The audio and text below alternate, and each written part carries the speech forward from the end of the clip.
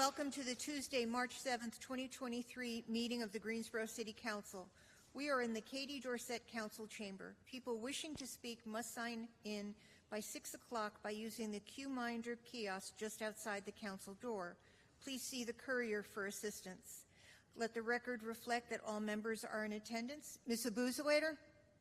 Yes, Madam Mayor, I'm here. Okay, so that is everybody. Please silence any electronic devices. If you must make or receive a phone call, please do so from outside the chamber. We will begin tonight's meeting with a moment of silence.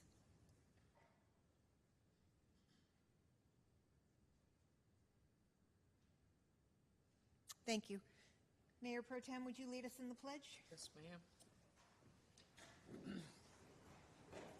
I pledge allegiance to the flag of the United States of America and to the republic for which it stands, one nation, under God, indivisible, with liberty and justice for all.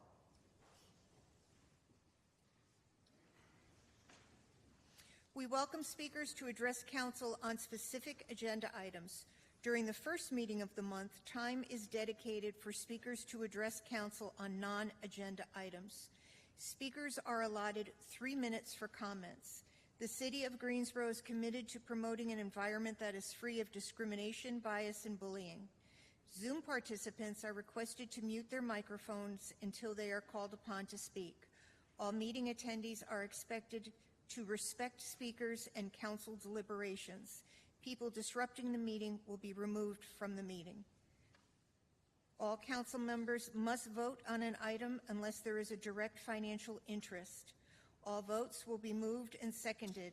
The mayor will announce the vote total. This is now the time for our ceremonial and presentation items.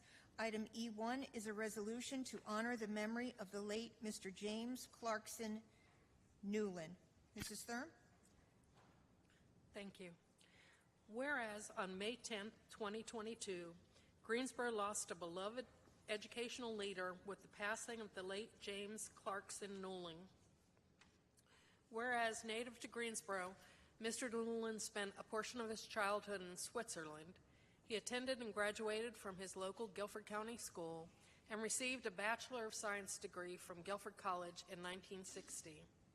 Whereas Mr. Newland began his career as a chemist with the Filter Light Company, he returned to Guilford College, serving in various capacities, including business manager, vice president of business affairs, and chief financial officer. Whereas Mr. Newland began work with the Eastern Music Festival around the same time he began his career with Guilford College, he twice served as its executive director, provided leadership in expanding the EMF Auxiliaries membership, supported a development program, and worked to create a sound financial basis, aims he later pursued as executive director of the African American Dance Ensemble as well. Whereas, while successfully leading 2 established organizations, Mr. Newland co-founded several Greensboro-based groups, including West Friendly Avenue Guilford College Alliance and the New Garden Friends School, where he served on the school's board of directors for 19 years. Whereas Mr. Newland contributed to the establishment of Friends Homes, Inc., a nonprofit, Quaker-affiliated life plan community, and served on both the boards of directors and as chair.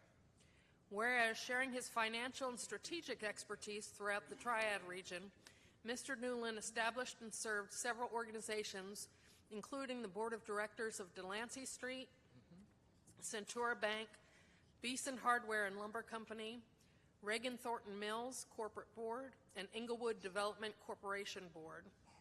Whereas, as a result of his dedication and efforts towards the Guilford College community, Guilford College received the honor of inclusion in the National Register of Historic Places. Whereas Mr. Newland's alma mater, Guilford College, recognized him with the Charles C. Hendricks Distinguished Service Award for his leadership, service, and loyalty. Whereas Mr. Newland will be remembered as an advocate for education and equality, his dedicated public service, and his love for Guilford College and its surrounding community. And now therefore be it resolved by the City Council of the City of Greensboro that the City Council wishes to express its condolences and offer its sincere appreciation and gratitude for the many years of steadfast service of the late Mr. James Clarkson Newland. His legacy will be remembered by the lives he touched and the enhancements he brought about within the communities of Greensboro and surrounding regions. That a copy of this resolution shall be delivered to the family of the late Mr. James Clarkson Newland as a symbol of the gratitude of the people of Greensboro for his devoted support and contributions to the community. Move the item.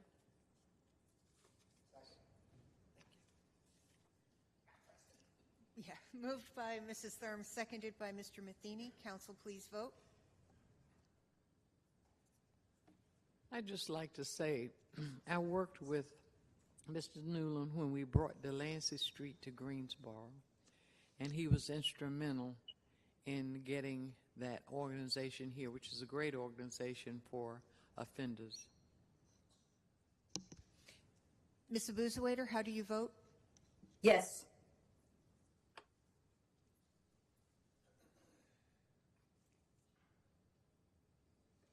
And that passes 9-0. Madam Mayor, Mr. Newland's sister, Nicole, is here. Has a couple things to say. Thank you so much.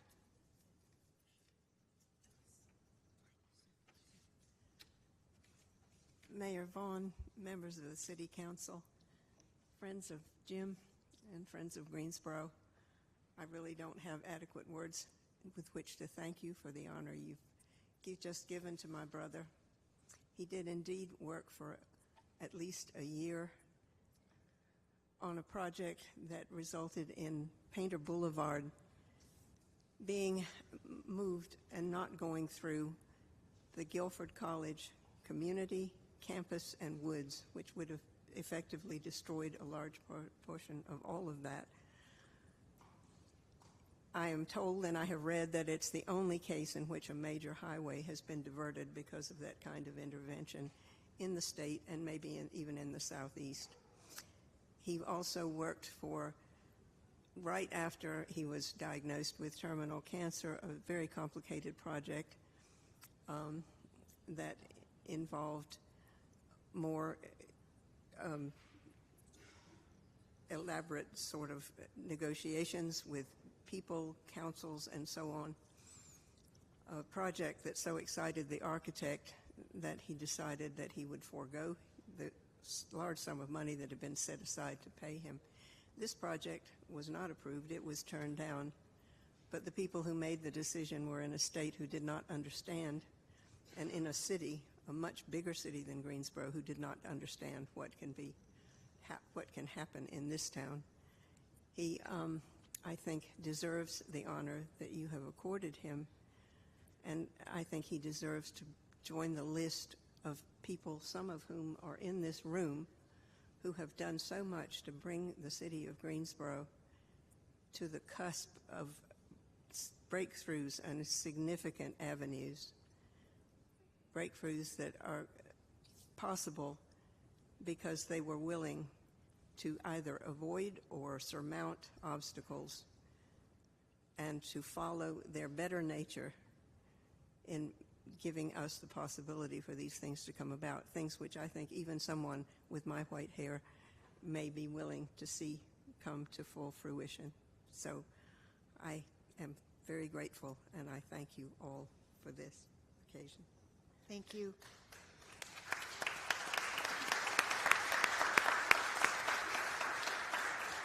Madam Mayor, I'd just like to add that District 5 would not be what it is today without the input of everything that your brother did for our community and for the Guilford Alliance. And they are still active today and stronger than ever. And certainly everyone on the northern half of District 5, that I should say northwest corner of District 5, owes a big debt of gratitude to your brother. So thank you very much. Thank you, I remember when I moved here in 1989, it was Painter Boulevard, and that discussion about coming through Guilford College, and I lived in Jefferson Gardens at that time. And I remember Mr. Newland, and we're really fortunate that that road was pushed out much more than where it was originally suggested to be, because Greensboro has grown so much. It really would be a inner belt line. So certainly I thank him for all of his hard work, and that the loop is in a better spot right now than originally intended. Councilwoman Thurm, I just wanted to thank you. When I contacted you, Madam Mayor and Council, thank you so much. When I worked for the city, I was asked to be the staff person for the Guilford College Land Use Plan update, and I got to meet a lifelong friend, Jim Newland, and there are so many great things to say about him, but I do thank you so much for honoring him. Thank you. Mrs. Hoffman? Yes, I appreciate everything that Jim did in all of these years for the city. I met him and met in his home my first year on, or my first term on City Council, to discuss the Guilford Alliance and what we wanted to continue to try to do there. So he was a wonderful individual who was certainly very productive, and his contributions are very important to this city and to the area of the city that he lived in. I appreciate that very much. Thank you all. Anyone else? Thank you. We now move on to item E2, which is a resolution to honor the memory of the late Mr. Luther Neal Falls Sr., and that will be read by Mayor Pro Tem Johnson and Mrs. Hightower. I'm going to let Ms. Hightower start, but I do want to recognize that his son is with us, Luther Falls Jr., and we'll give the resolution to you when we're done. Go ahead, Ms. Hightower. Thank you. Resolution to honor the memory of the late Luther Neal Falls Sr. Whereas on January 17, 2023, the community felt the loss of native Greensboro resident Luther Neal Falls Sr. Whereas Mr. Falls created a legacy of servanthood after serving 40 years as a certified emergency room nursing assistant at Moses Cone Wesley Long Hospital. Whereas his service extended to the faith community at St. Stephen United Church of Christ, where Mr. Falls answered a call to deaconship and the Interdenominational Ushers Association. Whereas he held a membership at St. John Masonic Lodge number 12, the Shriner Consistory number 106, and the Caliph Temple number 144. Whereas Mr. Falls left family and friends with the memories of his love of playing checkers and his defensive skills in cards at the Windsor Center Card Club. Now therefore be it resolved by the City Council of the City of Greensboro that the City Council wishes to express its condolences and offer its sincere appreciation and gratitude for the many years of dedicated service of the late Mr. Luther Neal Falls Sr. His legacy will be remembered by the lives he influenced in the healthcare field, the faith community, and many other volunteer organizations. The copy of this resolution shall be given to the family of the late Mr. Luther Neal Falls Sr. as a symbol of the gratitude of the people of Greensboro for his devoted efforts to saving lives and contributions to his community. Adopted this the 7th day of March, 2023. Move the item. Second. So that has been moved and seconded. Council, please vote. Ms. Abuzuader? Yes. And that passes 9-0.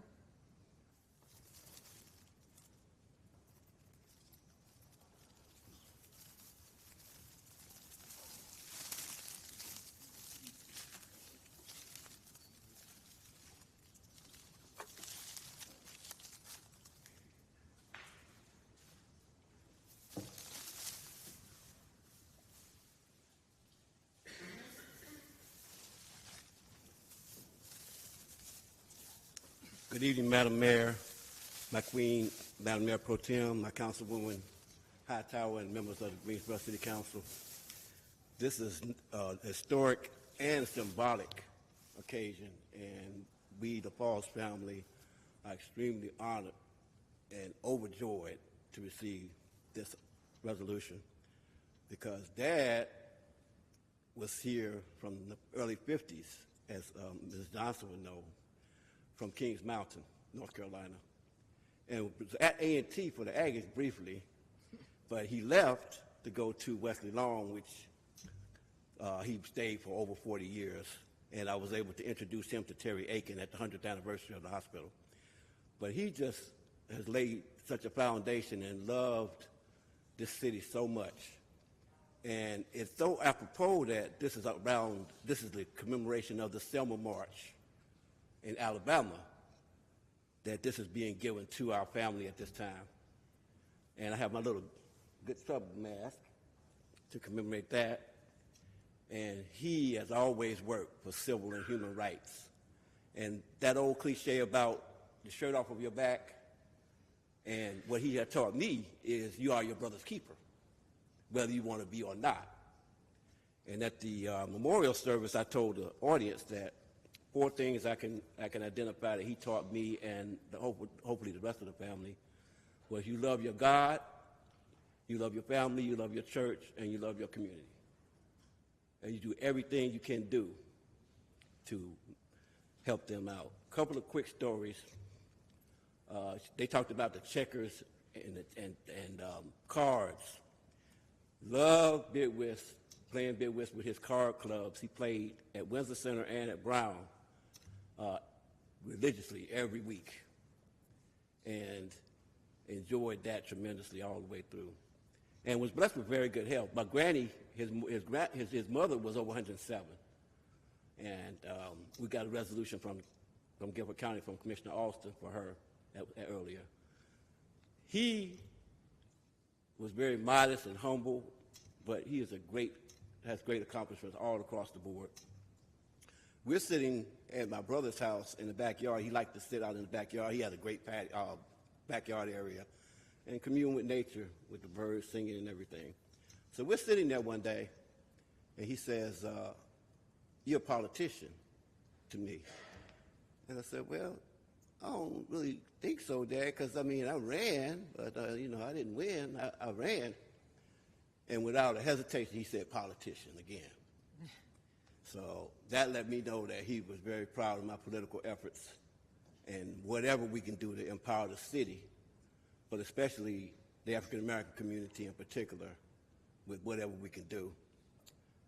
So I'm just really happy to be here today to receive this on behalf of the family. I know he and Mama up there high-fiving, saying that's my boy. And we just are very happy to get this, and thank you very much. Have a good evening.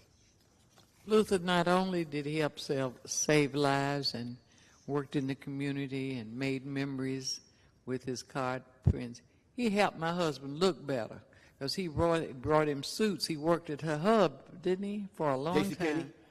And he would bring a suit up there and say, this is going to look good on you. So I thank him for that. And all the other things he did, because it really did make him look nice. Thank you. And I have to say thank you to Almighty God for blessing him with great health for the majority of his life. Only the last 7 to 8 years or so, we started having the kidney issues that troubled him so much the last few. But the majority of his life, he was healthy and very healthy.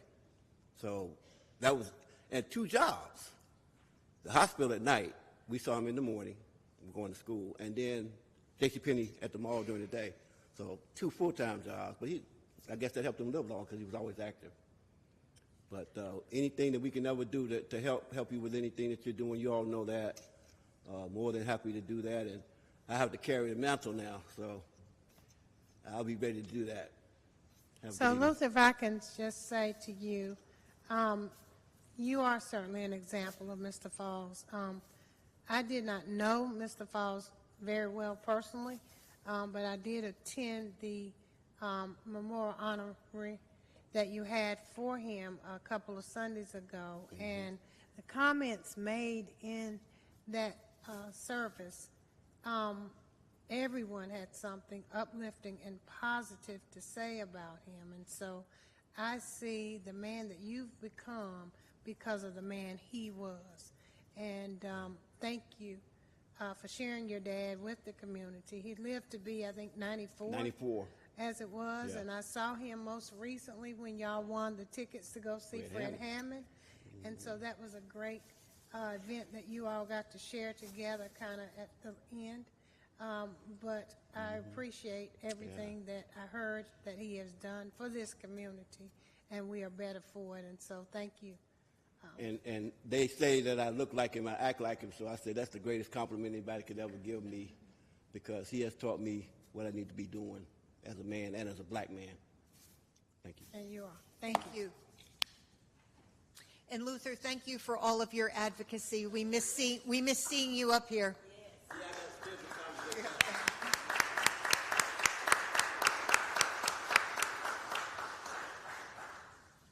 Item E3 is recognition of the 2022 Employee Innovation Award winners.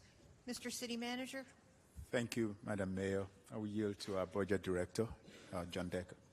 Good evening, Mayor and members of Council. I'm excited, and it's our pleasure to present to you the 2022 Employee Innovation Award winners. I'm going to turn it over to Tracy Nash, our Senior Budget Management Analyst, who's been leading this program for the past couple of years with multiple folks throughout the city participating. Hi, good evening, Madam Mayor and members of Council. The Employee Innovation Awards were established in 2017 to serve as a means to encourage the city employees to think creatively when solving problems and providing services in our community. The awards are given annually in two categories for impact and innovation. Each year, employees have the opportunity to submit an application for programs, projects, or initiatives of any size that have improved the way the city provided services during our prior fiscal year. This year, the Budget and Evaluation Department partnered with the Innovation Team to review applications, interview applicants, and discuss finalists. After discussion with the City Manager's Office, 2 projects were selected as winners. So on behalf of the Budget and Evaluation, the Innovation Team, the Manager's Office, I'm pleased to present to you the winners of the 6th Annual Employee Innovation Awards. Please enjoy this video developed by our Communications and Marketing team highlighting the winners and their projects.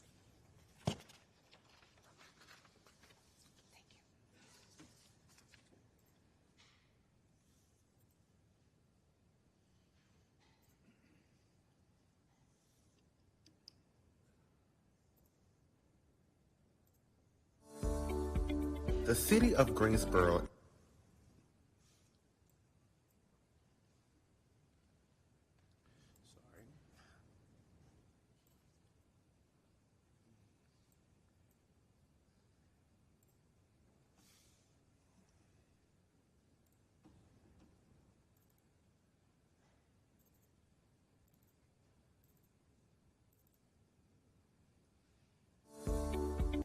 The City of Greensboro and community have honored city employees who use creativity and ingenuity to solve problems, save money, or positively change the way the organization does business. Here are the winning projects. Brittany King, a senior firefighter, won the Impact Award for Camp Spark. Camp Spark is a firefighting program for young women. It's basically an opportunity for us to teach young women about the fire service in a safe and interactive place. I think Camp Spark is important because there are so few women in the fire service, and this really gives us an opportunity to get out there and provide some representation to young women in our community so that they can realize that this is a career that they are capable of doing. I am honored to be recognized by the Innovation Awards, but I would be remiss if I did not mention the other women who have helped this program come to fruition. Robert Harris and Glenn Perkins won the Innovation Award for Pieces of Now. Our project Pieces of Now was what we called a rapid response exhibition. After the murder of George Floyd and the protests that came up on the streets of Greensboro during the summer of 2020, and all the amazing sort of artistic responses that covered those boards that were protecting storefronts up and down the street, folks wanted to know what was going to happen to those boards. And eventually they came around to the museum, and we said we can preserve those, we can keep those as a part of history. And we did, and then quickly realized, talking to the people who created those boards, who were part of the protests, that that story needed to continue. I'm very grateful for this award, but I feel like this is an award for the exhibit, for the museum, and for the community. Those are the core people, stories that really this exhibit was about. Please join us in thanking these employees for their service to our community. The City of Greensboro and community have honored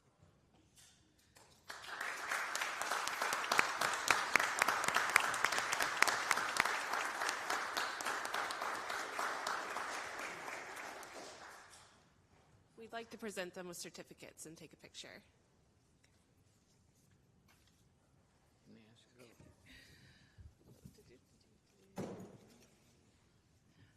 Brittany King, senior firefighter.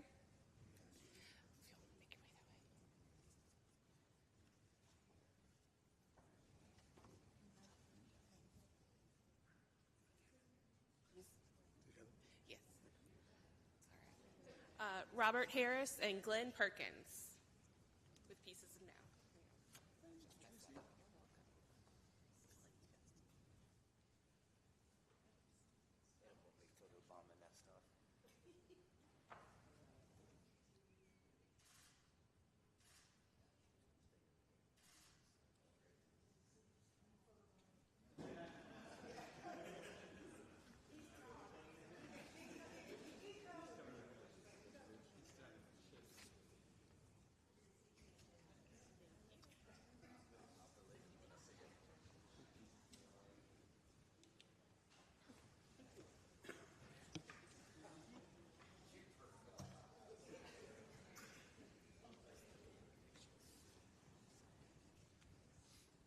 Thank you. Those are great projects, and every year we get more and more creative projects that come before us. So thank you for all of your hard work.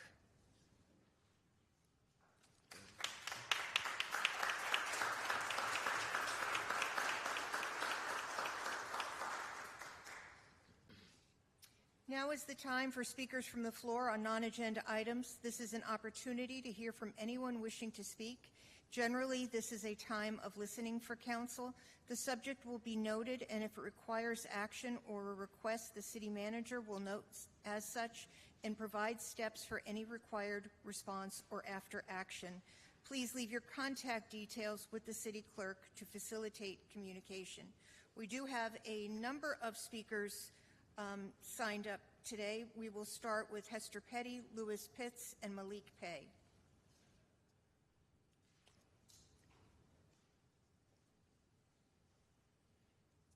If you are called to speak, if you could come to the window side of the chamber.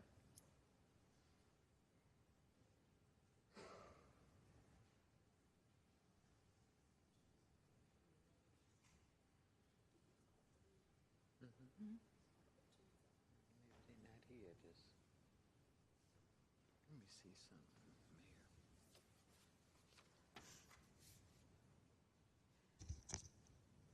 Good evening. My name is Hester Petty. Tonight, I want to address the problem of government secrets, specifically those being kept by the Greensboro Police Department.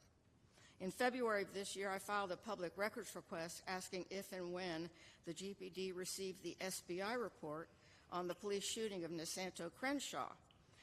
This is the response I received. The Greensboro Police Department responds pursuant to NC Gen Stat 132-1.4, records of criminal investigations are not public records as defined by NC Gen Stat 132-1.4a. I did not ask to see the SBI report, which I know is not a public record. I simply wanted to know if and when the GPD had received the report. Seems a reasonable request, especially considering that in the past, both the GPD and City Council have made statements about the status of SBI investigations. For instance, the Greensboro Police Officers Association gave this statement a while back: "We are still waiting for the SBI and DIA determinations." In another incident, the City of Greensboro issued a press release that said, in part, the SBI concluded its investigations. So why all the secrecy over my simple if-when question? By the way, the GPD internal investigation into the police killing of Marcus Smith took 2.5 months. The SBI investigation was concluded in 4 months. It's been 6 months since Nisanto Crenshaw was killed by a Greensboro police officer, and the public has questions and no answers. Has the GPD received the SBI report? Has the GPD concluded its internal investigation? Is the officer who killed Nisanto Crenshaw still on administrative duty, or is he or she on the streets? And what is that officer's name? Why is the GPD hiding this information from the public when it has both the legal ability and the moral obligation to address concerns raised by the public? And if the police continue to keep the public in the dark, will you, up on the dais, step up and provide those answers?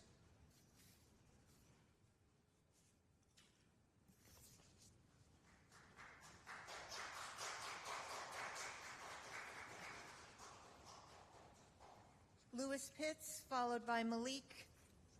Hey, Malik, are you in the, if you would go to the other side of the room, followed by Laura Jackson and Paige Henlon.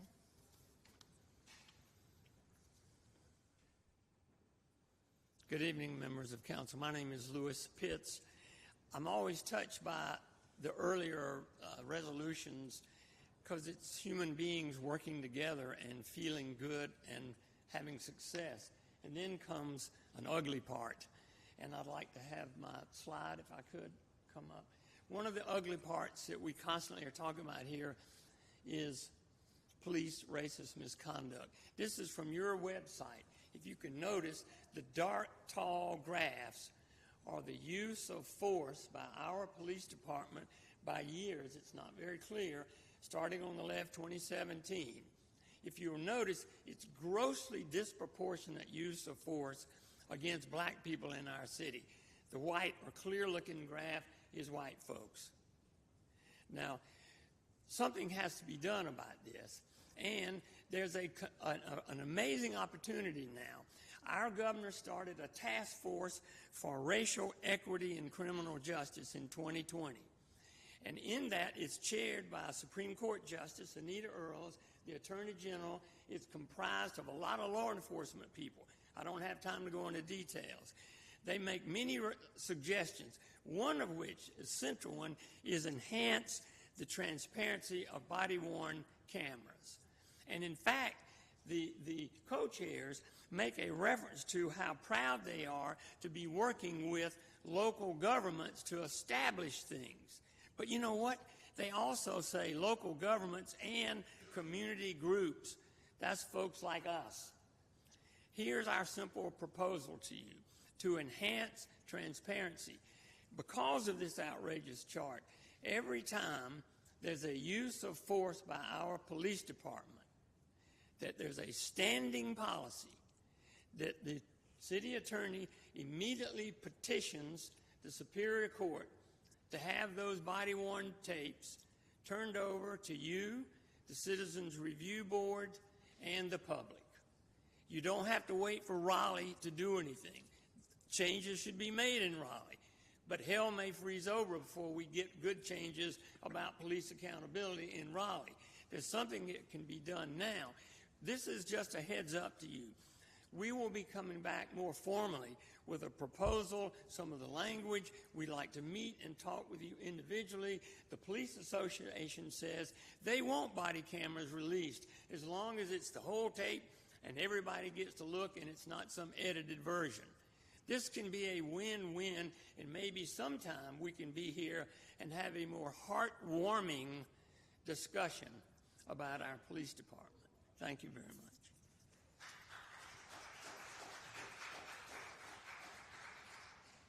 Malik Pay, followed by Laura Jackson, Paige Henlon, and Elder Whitley. How y'all doing today? A little speech I have tonight is it's a little bit difficult, but you might have to follow me. Nothing is more revolutionary than technology. If the state of California is facilitating a drug deal by maintaining the upkeep of Skid Row, start from the beginning. I can remember walking at A&T as a boy. Me and my brother and my sister led the way as my mother worked diligently into the late night hours. My mother was one of the first people to send a text message to Chicago. They compared my company to News 2, but News 2 has been around since I was a boy. Millions of dollars pumped into that company and zero into mine. And today, we are bigger than News 2 by far. As Americans, we talk equal opportunity, we talk freedom of speech, but 200,000 Russian soldiers are dead. 50,000 Ukrainians are dead, and not one tear shed from the American people. This message today again is to Joe Biden. To think that Tyree Nichols' name wouldn't be mentioned today is to live in a fantasy world. The most powerful human being in world history is a United States American citizen. This attack on Tyree was an attack on our democracy and our freedom. As men, we have a genetic defect, and that genetic defect is not supporting each other. And I asked the president to step down and finally let a woman lead this country and lead this world. And I'm back to, if the state of California think that they are going to facilitate a drug deal by maintaining the upkeep of Skid Row. I was born in Greensboro. It'll never happen. Thank you.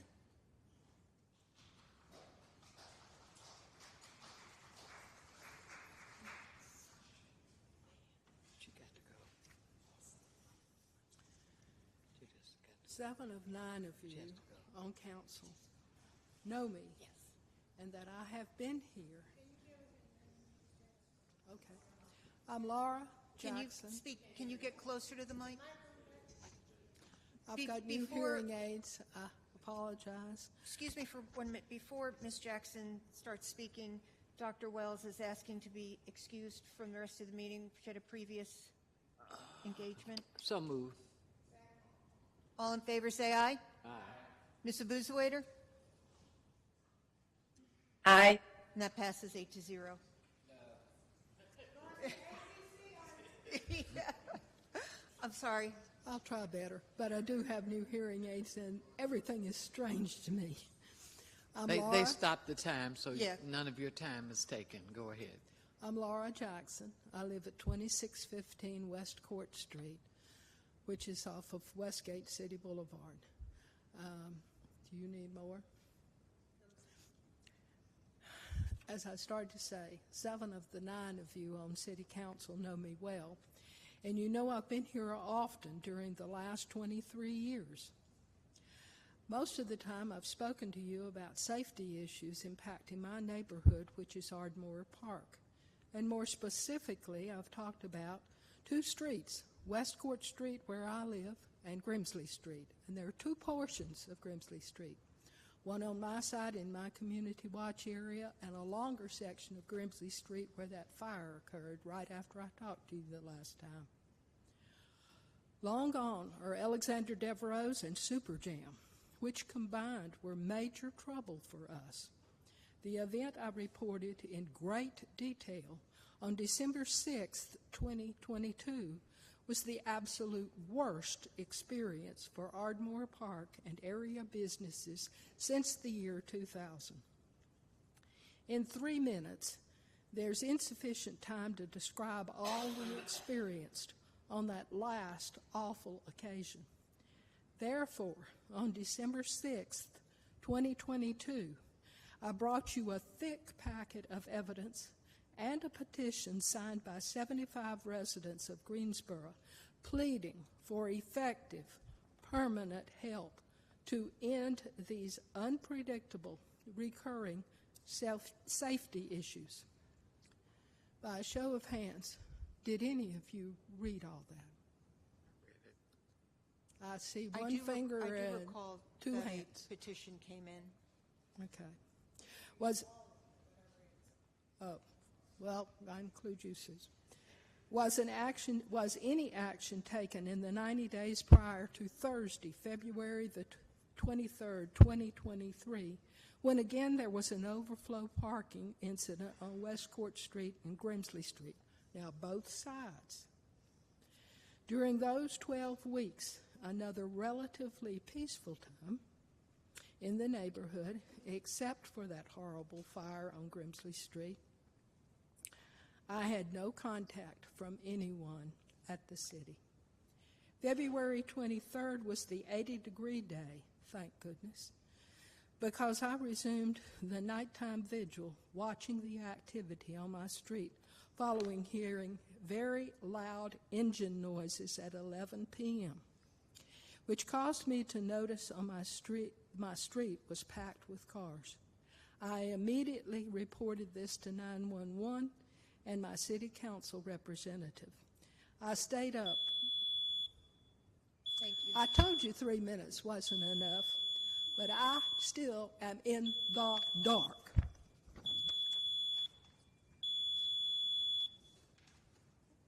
Paige Henlin, followed by Madam Elder Mayor, Whitley, followed by Colin King.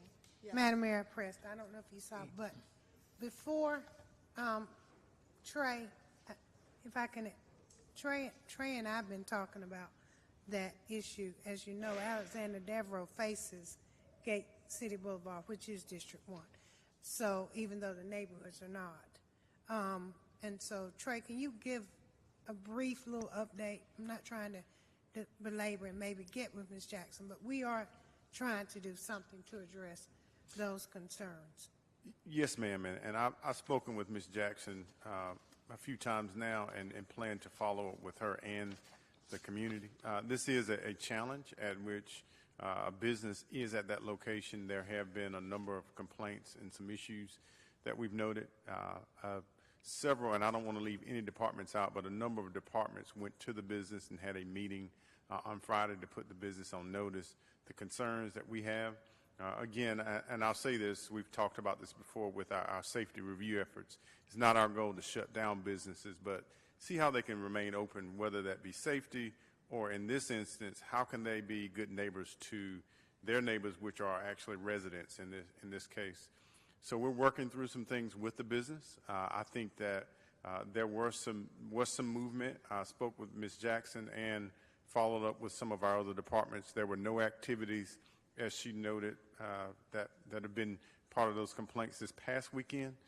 We hope that trend does continue. Again, it's our goal to make sure that we work with everyone, and I can provide council with a more detailed update as our folks continue to follow up. Thank you. Thank you, Trey. If you would give us your name for the record. Certainly. My name is Paige Henline Sprinkle, and I'm the current chairperson for the Greensboro Mayor's Committee for Persons with Disabilities. I'm here as a representative to provide you and the larger Greensboro community with an update about our committee and about our time-honored spring activities that are coming up. So first, the Greensboro Mayor's Committee for Persons with Disabilities is a 501c3 nonprofit organization that includes approximately 40 different nonprofit organizations, state and local government entities, and advocates. Our mission is to be able to create a barrier-free community. And all of our members, including our executive team, are volunteers who are passionate about building an equitable and inclusive Greensboro. We host monthly meetings via Zoom on the first Thursday of every month, with the exception of July and December. All of those monthly meetings are open to the public. They are presented in spoken English with live captions and American Sign Language interpreters. And all are welcome. We welcome the opportunity to further diversify our coalition with their programmatic focuses and their many talents. So any interested attendees are welcome to submit a request on our website or to be able to email gmcpdinfo@gmail.com to receive that meeting link. I mentioned that we have some time-honored spring activities that are coming up. Those activities include our service awards and our student scholarships. On May 8th, we'll be sponsoring 2 service awards in partnership with the Greensboro Chamber of Commerce. Those awards include the Outstanding Employer of the Year Award and the Brant Taylor Barrier-Free Success Award. Both are designed to commend the work of employers and individuals that are effectively modeling inclusivity best practices. So soon we'll be opening up our online form to be able to collect those nominations. Second, at the June 6th City Council meeting, we'll be hosting several student recipients and their families to be able to present their student scholarship awards. And this scholarship opportunity is designed for any high school student that is pursuing a post-secondary education or certification or vocational training in the fall of 2023. Last year, we awarded 3 students $1,000 each to be able to fund their individual ambitions, and that scholarship was made possible by the Weaver Foundation. More information about that application and those upcoming deadlines will be coming soon. I've enjoyed my time with you all today to be able to share about our committee and about the activities that we're very proud to be able to provide to the community. And we plan to make these types of updates a regular and meaningful way of being able to engage with the Greensboro community. So thank you very much for your time. Thank you, and thank you for your work on that committee. Thank you. Elder Whitley, followed by Colin King, followed by Adriana Adams. Good evening. My name is, by birth, Sam Whitley Jr. Through the ministry, it's Elder Sam Whitley Jr. And I come again to speak to City Council concerning fraud, federal fraud, in the homeless situation. First of all, I would like to thank this council from the first time I met y'all for the work that y'all did to stop the illegal drug activity at the regional motel site, which they were using for homeless. After leaving here, as Miss Webb had stayed, it's her district and she know more than I know, they began to attack me personally to put a stop to my mouth. I had been complaining to them, the OIC. I didn't know the City of Greensboro had no partnership with them, and I'm sorry that y'all are involved with this illegal organization. They had me in a motel room for the sewer and the bathtub water, which they would call, was it water sewer? They would call it a drain line, was busted running back in the room. That's what's wrong with my voice now. They been knowing this for 3 months and will not fix it. And I had to inhale this mildew and mold. They stopped y'all city inspectors from doing their job. On the 20th, News, Fox 8 showed up along with Greensboro City inspectors. I have their calls. I'm not going to call their name today, but let y'all know I'm not lying. I'm not professional. I'm a preacher. I ain't no public speaker. But 2 of your inspectors came out to do an inspection, and they called somebody, OIC called somebody up here that they had connection with, and stopped a cold inspection from doing their job, the supervisor and one that worked up with them. This activity is wrong. If you can go around to private rentals and inspect their property, you have to be able to go inspect your own property also. I am sick from this mildew and mold. This is the reason I had all these heart attacks and stuff. The next day, they came and put me out, which is illegal eviction. I'm asking y'all to, you the city manager? Who the city manager? Raise your hand. I need to get with you, please, sir, so we can stop this. We don't need no federal investigation going on in Greensboro about this money. This money they've been taking up to house us, Miss Merle, they've been lying to you again and been misappropriating this funding. This money, they pay their bills over there first, and when they get through, they throw us out in the street. And then we in y'all city, in y'all parks and stuff all summer long, tearing it up, disrespecting the people on Elm Street that's spending money in Greensboro. I need for y'all to talk with me, show me what I need to do, help me put an end to this illegal activity, stop hooding the federal government from coming to the city of Greensboro to find out what's been done in the dark. Jesus said that done in the dark, he'll bring it to the marvelous light. And I told y'all, I thank God for all you women, because y'all are mothers, and y'all will feed your children. If they come home and say they're hungry, y'all go in the kitchen and cook, ain't you? Amen. Tell me who's talking to. Colin King, followed by Adriana Adams, followed by Belen Bedez. Good evening. My name is Colin King. I'm a longtime listener, first-time caller. I work in downtown Greensboro for the Ambassador Program, and I'll be brief. Having interacted with Lance Williams for nearly every day in the last several months, I'm one of the many that were affected by his passing recently. I'll be adjourning after this to go to the memorial on McGee Street. Many of you have spent time downtown. If you so much as offered him his $1, I'm sure he'd want you to celebrate him. A GoFundMe launched by his brother Howard is circulating. When I last checked, it was over halfway funded. I encourage anyone that can to spare some funds and donate. I'd like to, however, take this opportunity to mention Tim Morgan. He passed away on February 20th, 9 days prior to Lance's passing in the middle of downtown on Washington and Elm. Many individuals, even those that had little to no contact with Lance, are rightfully mourning his death as the tragedy that it is. And I know I'm not baffled by the disparity in attention. Lance was very charismatic. He had many years of history with downtown Greensboro and the business owners. Tim was less of a fixture. He'd only returned after a couple of years of absence somewhat recently, but I think he's no less deserving of dignity. He was a good man in all the time that I knew him, and I believe his passing should be acknowledged by our community.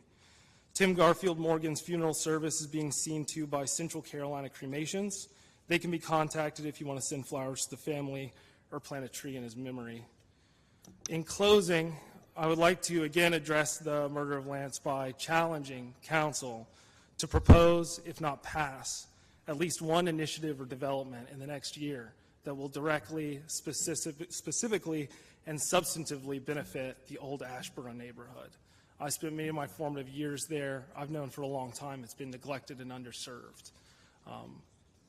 We can do better for it, and we can do better for other people like Lance who spend their time there, who are vulnerable, who could get hurt. Thank you.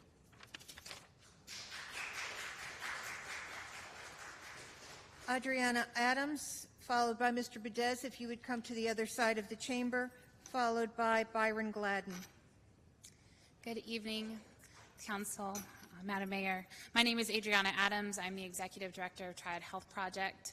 I came to you earlier in 2022 to talk about a proposal that our organization had given for prevention of sexually transmitted infections in our county.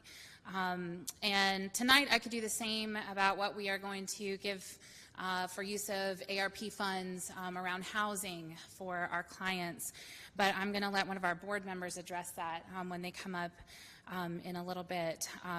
As many of you know, because you're familiar with our organization, we serve those who are living with HIV, and housing is difficult because housing is difficult for everyone right now, as you know, but it's compounded for those that we're serving by issues of stigma, by issues of other barriers that they face. We have a community in High Point that is specifically for those living with HIV called Eileen Court, and we'd like to do the same here in Greensboro. But I come tonight because I'd like to address something that's related but a little bit different. I'd like us to hold ourselves accountable for the intended use of these ARP funds. Because as we call them ARP for short, we love acronyms, I think sometimes we forget what that R means, because it means rescue, which to me implies meeting some of the acute needs of our community. And so I would just like us as leaders in our community, as we look at especially these housing needs, to think about how we address the acute needs of housing right now as proposals are put forward. I know that it's very tempting to think about and only think about sustainability and return of interest and how we do these things, but I'd like us to also think about what are the very, very acute needs that people have in our city right now. I'd also like us to think about using a different measuring stick than our long-term plan for Greensboro, because the people who are in these acute needs can't think about the long-term sustainability plans. And I know we're charged to do that as leaders, but we also need to think about what the acute needs of our people are when we are met with acute needs. And so I'd like to have you join me in that as we think about that as leaders. Can we please use a different measuring stick as we are applying for these funds as well? Thank you. Thank you.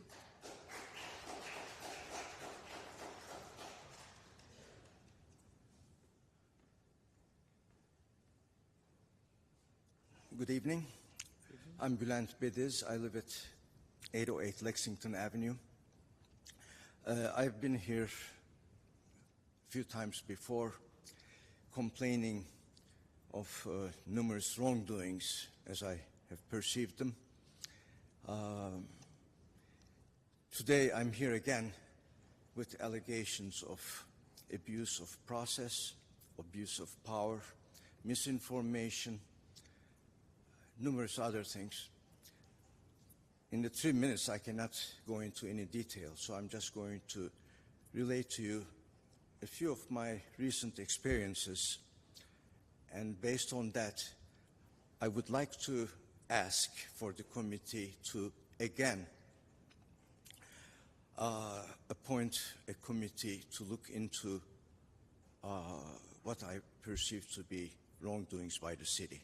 I think it's high time that we get this thing done. I've asked for this many times. I will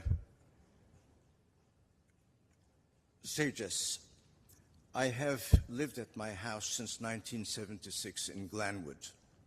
I've seen the university come into my neighborhood, and the 3-block area where I live is now totally decimated as a neighborhood. It is a ghost town when students are not in town, and it's not a neighborhood anymore. But leave that alone.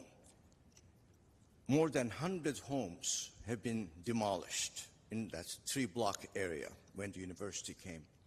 In addition to these 100 homes, I have lost 11 of my houses to demolition.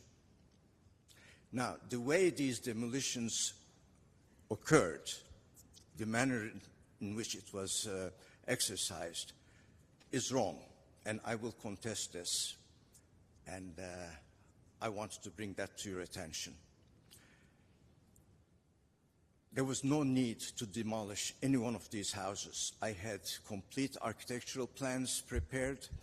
In some of them, I had building permits. I was working on them, and the permits were canceled. The houses were demolished. Totally nonsensically. I cannot make any sense of it. The last 5 houses that were demolished, I think needs to be addressed particularly. All these 11 houses where I had them, they are all within like 2-block area. They are all empty lots right now, growing weeds. Thank you. Not enough time. Byron Gladden. I would like very much to have somebody look into that, please. Thank you. Byron Gladden, followed by Marcia Fouch, followed by Paulette Montgomery. Okay. Thank you. Good evening, council members. My name is the Honorable Byron Gladden, and I reside in the thick of things. I'm here tonight as a board member for Triad Health Project. Back in '94, THP received HUD funding to build the area's first federally funded apartments for local AIDS patients and their families in High Point. We constructed 25 units. John DeLashmet, our former Triad Health Project director, identified a local need that stated, based on statistics, show that the fastest growing population of AIDS patients is Black women, many with children. Those statistics are still relevant almost 30 years later. Stephen Scher, a resident of Greensboro who passed away from AIDS in 1992, was the nephew of one of the famous Golden Girls, Estelle Getty, aka Sophia, who pioneered and fundraised in partnership with THP and others to open in '96 what we now call today Beacon Place on Summit Avenue, which was the first 12-patient bed AIDS hospice facility in the state of North Carolina. THP has never stopped advocating for affordable housing, transitional housing, with a realistic AMI rate and for a proposal that fits criteria for HUD. Regarding your proposals for HUD ARP, we would hope that you will consider a proposal that we are going to support, that will be coming, that will support an example of affordable housing in East Greensboro with a projected 100% MWBE participation, in walking distance to grocery stores, school, as well as on the bus line. We have spoken to all parties involved, and they are excited and are working diligently to prepare that proposal. We hope that you will take a proposal that we will hopefully sign on to and present to City Council into consideration. And as always, thank you for being a friend. Thank you. Marcia Fouch, followed by Paulette Montgomery, followed by Toad. My name is Marcia Fouch. I live in Greensboro, and I am back. I'm still here. The Marcus Smith case was settled, but nothing has really been settled. Everything is still pretty much status quo. We have a new police chief, but that's pretty much status quo for Greensboro. Change the police chiefs every so often, but don't take responsibility or change anything else, and that's why we continue to be on the same old hamster wheel of injustice that the North Carolina Task Force for Racial Equity and Justice, the TREC report, points out so clearly. The North Carolina criminal justice system is plagued by discrimination, which ends up with people like Marcus Smith and Joseph Lopez dead. By not acknowledging that there's a problem, we continue the same old pattern. We pay taxes to the city that in turn pays GPD police salaries. When they use excessive force on us, the police initially have their own cover-up story, but when the truth starts to seep out, the city then moves in lawyers to cover it up and buy their way out of it with, guess what, our taxpayer money. So not only do the victims' families have these long drawn-out court cases where they are paying lawyers to sue the police, the city's paying their staff lawyers as well as private lawyers to defend what? This happened in the Marcus Smith case, where the city finally settled for $2.57 million, but also paid about $1.5 million in private lawyers' fees to cover up the case. And as part of that settlement, the city would admit to no wrongdoing. It's happening again with the Lopez case. Officer Hamilton was fired, but the city's still paying money to defend him, even though he was investigated by the State Bureau of Investigations and indicted by the DA. Anybody who knows anything about 12-step work and making change knows that one of the first things you have to do is admit there's a problem. Greensboro needs to admit there's a problem within the culture of the police department, clean it up, stop spending money on lawyers, and seek proper compensation for families when they are the victims of the Greensboro Police Department right away. The TREC report and the initiative that Louis Pitts brought up, that's a way to move forward, and I look forward to trying to work on some kind of change with you. Thank you. Thank you.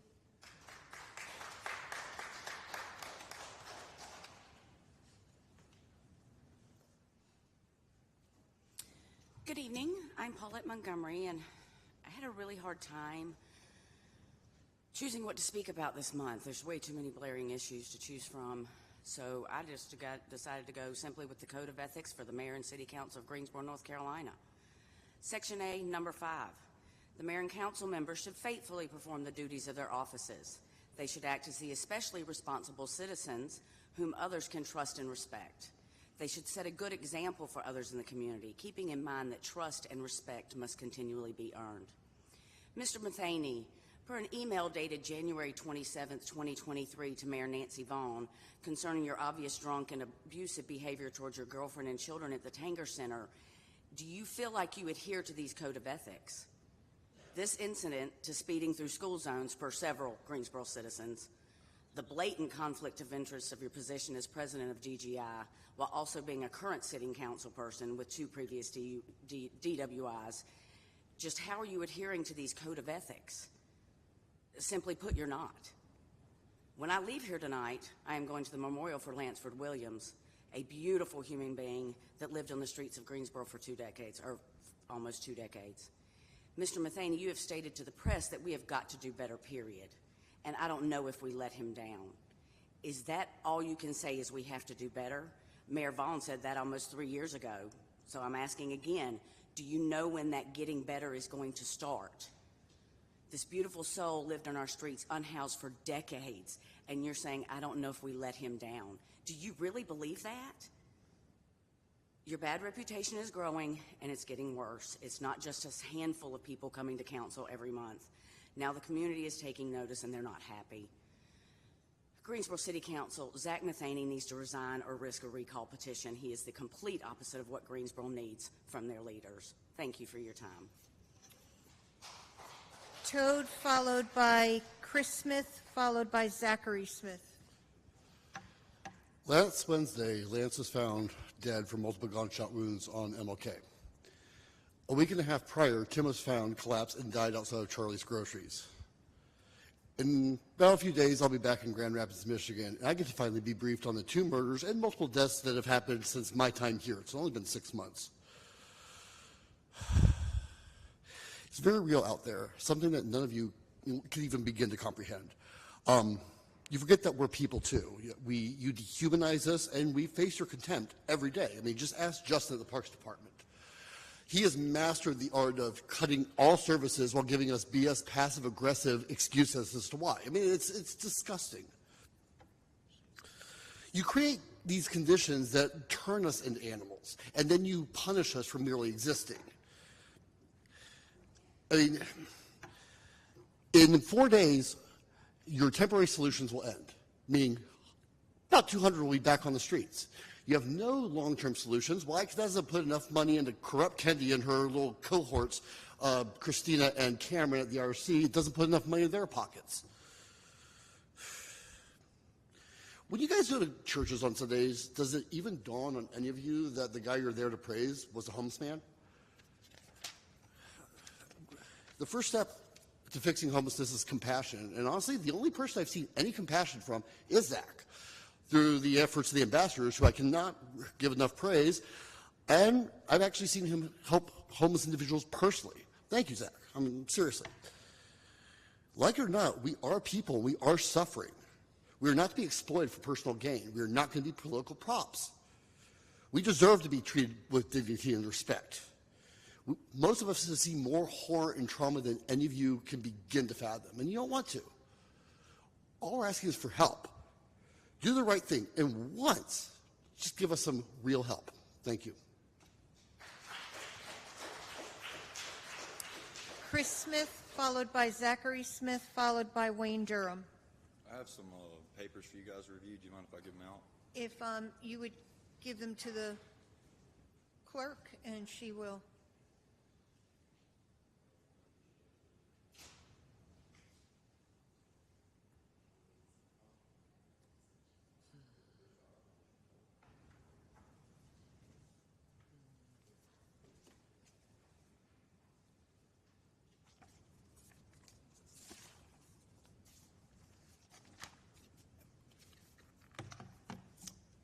Thank you guys for your time. Much appreciated. I just want to start out asking any of you, how many of you are business owners and or were at one time besides Mary Kay? Been a business owners? Business owners, yeah. You owned your own business. That may be part of the problem right there. I'm here to talk about some sign permits and the process of getting them and trying to muddle through the situation that we find ourselves in and then get into the inspections. For instance, Winston-Salem is $75 to get a sign permit. I can get it in 2 days. Yours is $150 and takes on average of 3 to 4 months and is kicked back in planning review 10 to 12 times. That is why you have an invoice sitting in front of you for $10,800 from my company for this past year. So I just want you to let that sink in a little bit while I'm reading through some of this. Average of turn down to 10 to 12 times per inspection just for signs. The inspectors are behind 250 electrical inspections per week, and they continue to fail people and get paid $20, 20 hours of overtime per week, making around $120,000 to $150,000. These are white males who are taking advantage of the situation. There's 4 people of color that could be bilingual speaking to have these jobs if you actually wanted to go about that way. That's just an idea. It's getting so difficult to get permits now just from the city of Greensboro. Me and my dad's business have been open for 30 years. We have never been turned down hardly ever for any inspections of any surrounding cities or counties. Yours is the only one. It has been going on for 3 years since Todd, Chris Baum, and Ingrid have all started going through all this stuff. And you can find out who these people are if you want to. Soon, people are going to stop getting sign permits at all and stop getting inspections. And I'm warning you, I'm not threatening that I'm going to do it. That's what's happening already. I encourage you to maybe employ someone to go around and figure out how much money you're losing just by being ignorant. There's a very, very simple way to do this. All you have to do is write a letter to the Department of Inspection saying that you are allowing, as the city of Greensboro, to hire third-party inspectors. That would solve all the issues of me getting a call from some little old lady who they've given this job to cancel people's inspections at 8:30 in the morning, and she has nothing to do with it. And she's getting the blunt end of the instrument of the ignorance that is being displayed on here. I have never done anything like this in my life, never talked in front of anyone, never gone to a council meeting, and I probably never will have to again because your city is the only people I have issues with. I will say I will be back every Monday. I will start bringing petitions. I will bring customers, land developers, billionaires. I said that with a B. I'm telling people to bring their business away from the city of Greensboro just because of what I'm dealing with. I'm getting sick of it. And all the inspectors for electrical are under malfeasance investigations by Raleigh right now, by the way, and I apologize for what's about to happen next.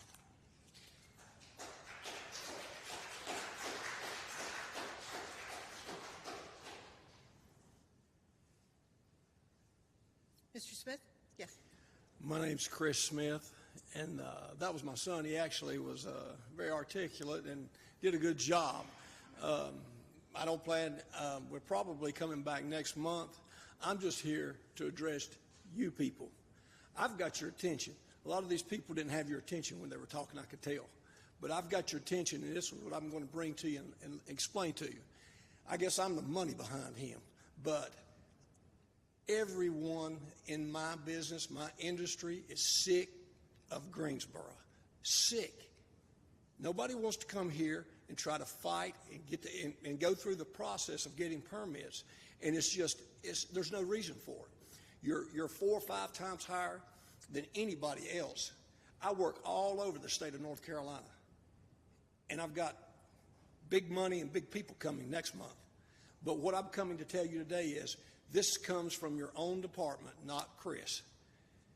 The people in the inspections department, I'm not going to name names, I don't want to get people in trouble, said the only way that you can get anything done in Greensboro is to go down there and get in front of this bunch and put them on the hot seat, put them in the light. If we have to, I've got 10 millionaires, multi-millionaires. We're getting ready to start leasing out billboards. We're going to put you in the hot seat if you don't do something, because we're all sick and tired of trying to go through this mess of getting permits. It's ridiculous, especially when you charge 5 times what everybody else does. It makes no sense whatsoever. And so I don't have to come back to Greensboro and work. I don't need to. I don't have to. Probably, and we shun it. We try to ostracize Greensboro because of the situation we're in. You're so irresponsible, and the people won't do their jobs. And we've got the facts and the figures. And what's coming next month is going to be a whole lot worse than this. It probably won't be me, but I'm just here. I'm just letting you know. I'm not threatening you. I'm going to let you know we're getting ready to put you in the light. If you don't do something with the inspections department, and I've got so many people who are behind me and agree with me, I've not met one person in my entire life that wants to come to Greensboro and fight this. And we got big companies, McDonald's, I'm talking about everybody. Nobody wants to come here and fight. So we tell them when they call us, don't go, or we're not going for you. We're not going to represent you because of the kind of turmoil that we have to put up with when we come. I've got your attention, and I like that. I like the way you're looking at me. I'm just saying that people are so sick of this mess that's crazy. And there's no reason for it. You could charge the same prices and rape people like you are, and it would not matter. They would still pay it if you'd make it easy. You won't make it easy. I mean, you run it in the ground. Your inspectors are running awry. Thank you. Mr. Manager, I know you're taking notes, but I'm particularly concerned about what I just heard, and I would like for you to do whatever you do to let me know what's what and what we can do if we need to make some changes. Thank you. I would second that. We Mayor Pro talked Tem. about this at great length at our strategic meeting, as this is one of the key things that we were concerned about in terms of the ease of doing business in Greensboro. Right. So, we need to hear back, and we need updates, because this isn't the first time we've said something, and we need to continue to figure out what the problem is. Thank you. So as I was seconding your motion, no, you're fine. I don't know that we need a motion. I think. No, I was just agreeing with her, with Mayor Pro Tem, because to be perfectly frank, this ain't the first time I've heard it. It's not. No, I know. And we got to do better. We got to resolution. do better. So. Okay. Thank you. Wayne Durham, followed by Jim Bennett, followed by Bernadette Hall. Good evening. I'm Wayne Durham. I'm president of Greensboro Police Citizens Academy Alumni Association. It's made up of a group of individuals who have graduated from the Greensboro Police Citizens Academy, and we continue to learn more about Greensboro Police Department, as well as serve throughout the community to make sure all communities are better. And we do that with Greensboro Police Department. We do that on a regular basis. And we continue to learn about Greensboro Police Department. That is a function of the fact that we went to Greensboro Police Citizens Academy, and I'd offer that to anybody that wants to go through Greensboro Police Citizens Academy to learn about Greensboro Police Department, learn about what are positives, what are some of the things you'd like to see changed. That's what we all did. One of the things I always start my meetings with every time I start is I always start with a positive message on Greensboro Police Department. And I have people follow me up, but I do have a positive statement tonight, and that is about Officer Emmons. He recently responded to a call of a pedestrian in distress on I-40, acting erratically. When he located the person, it was obvious they were suffering from mental distress, and they were threatening to take their life by running into oncoming traffic. Officer Emmons' efforts to calm them down were initially successful. However, their intention quickly changed, and as they attempted to harm themselves, Officer Emmons was able to engage them physically and restrain them until other officers were coming there to assist them. This call ended well. This person was able to get the attention that they needed to make them better. We're thankful for the compassion and swift actions of Officer Emmons, as well as the other officers that went to that call that night to make this resolve in a better situation. Thank you.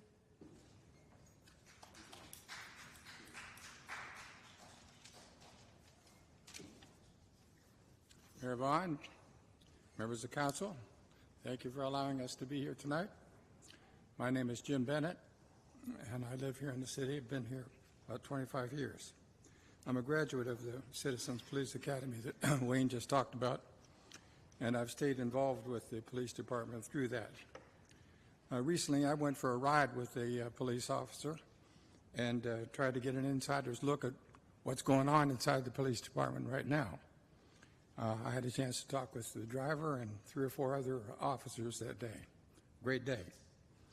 My overall impression is that Greensboro Police Department is doing a remarkably good job in a department that is seriously challenged. That challenge is external and internal. The externals are well known. High crime rate, lots of criticism from all sides of the political spectrum. Not much either you nor I can do about that. Internally, I think a lot can be done. Our department, in my view, is nearing a crisis point. We are down about 20% of the manpower we budgeted for. Additionally, according to the FBI Uniform Crime Report, for a city of our size, the average number of police officers per 100,000 for 10,000 population is about 21.1. Our population is 302,000 or about, as you know. We have about 560 officers right now. If we were at the average for cities our size, we would have about 700, over 700. We're down about 115, 120 officers from our budgeted allocation. Excuse Currently, me, Chief sir. Thompson. There's some music somewhere. It needs to come off. I need to listen. Thank you. Give him You 2 ready? or 3 more seconds. I'll probably interrupt. Thank you, Councilman. I'm sorry, sir. That's all right. Currently, Chief Thompson has a no-win situation that he must face, trying to find enough officers to simply get out the patrol. I understand that the officers in the public housing units will be reassigned to patrol, decimating an 11-year-old program that has provided services to people most in need. Nobody can manage any department that loses 50 to 60 persons a year and gets only 15 to 30 replacements. You cannot allow this to go on. City Council must make policing the highest priority.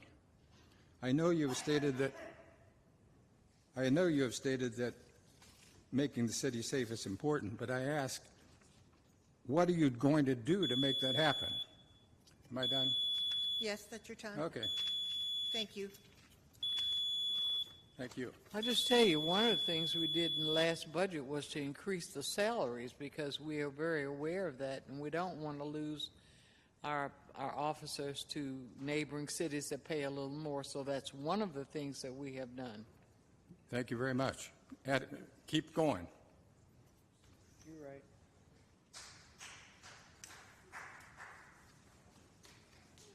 I didn't know I was going to go last. I probably wouldn't have brought them.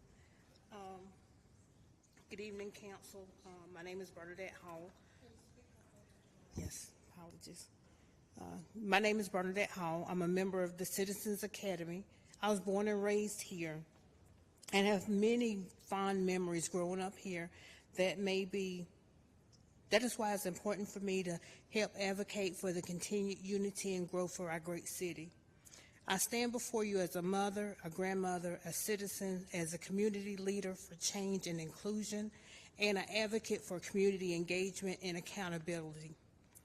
Participating and graduating from the Greensboro Citizens Academy calls me to examine the role that I play in the community, involvement personally, as well as the great need and responsibility of the community at large to become engaged in making our communities more unified with police department. One way of doing this is changing the narrative of how police officers are viewed. As a grandmother of African American boys, I have been questioned about being safe around police officers.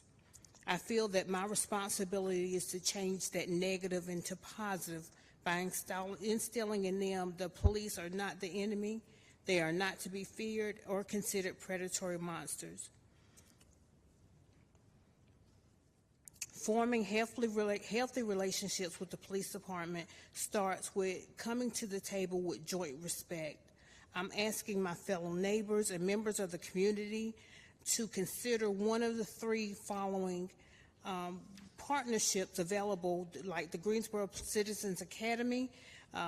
Get to know the officers that patrol the city in the Greensboro Police Department. They do ride-alongs. They also get involved with your community watches. They're neighborhoods that we live in and raise our children, and it's where I would love for everyone to make memories. I also would like to end this by saying that to every good police officer who puts all of everything on the line every day, these are willingly leaving their families to protect ours. I thank you. I thank the officers for their service in our communities, for the respect and not feared. I thank each and every officer that comes to work to be the good in the community. I am equally thankful to the Chief of Police, the captains, lieutenants, sergeants, and officers that work diligently to weed out the ones that don't bring honor to the job. I support you. Please continue to be a positive foundation for our community and police partnership. And finally, to everyone here, I challenge you, get involved, and be part of the solution. It is definitely worth it. I had to write that because I wanted to not get stutter-stepped, but I wanted to thank the council and the police department and my citizens in giving everyone an opportunity to speak their piece. I appreciate that. Thank you. Thank you. So those are all of the speakers I had signed up to speak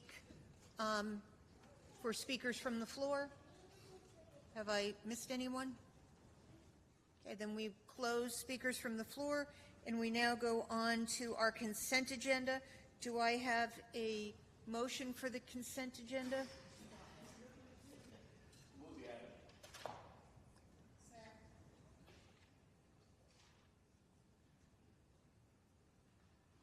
Okay, that has been moved and seconded. Council, please vote. Ms. Abuzawader? Yes.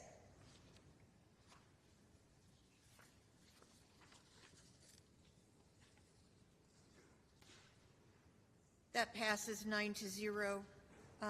This is now the time for consideration of our public hearing.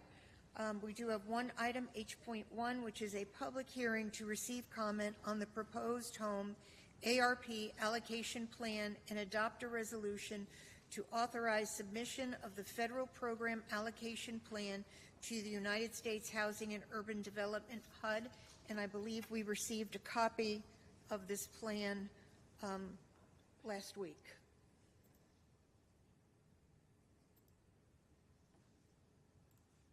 Anything gonna help with housing, we need it. So where's the screen to move the item? I didn't see him standing there. I was so busy reading down here. Yes, please, let's see the presentation.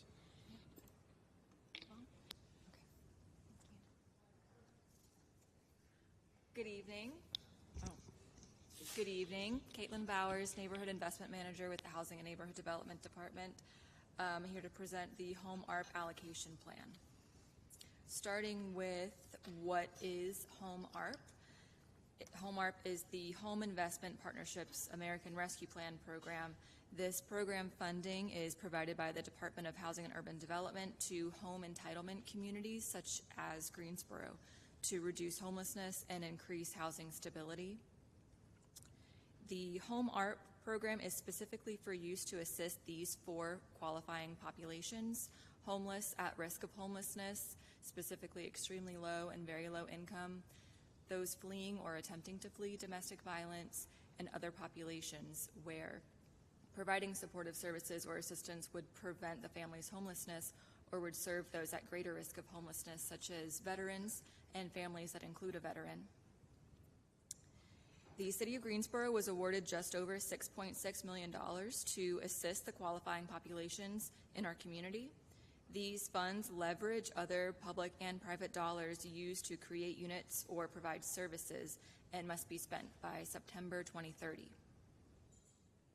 Home ARP activities are specific to the production or preservation of affordable housing, tenant-based rental assistance, supportive services, and the purchase or development of non-congregate shelter. As a condition of receiving Home ARP funds, the city must analyze the existing needs and gaps related to homelessness and supportive housing in the community. To do this, we use the 2022 point-in-time count, the housing inventory count, which is a count of the available shelter beds and supportive housing units, and we use the draft Guilford County Gaps Analysis Report, as well as informed anecdotal feedback from community stakeholders.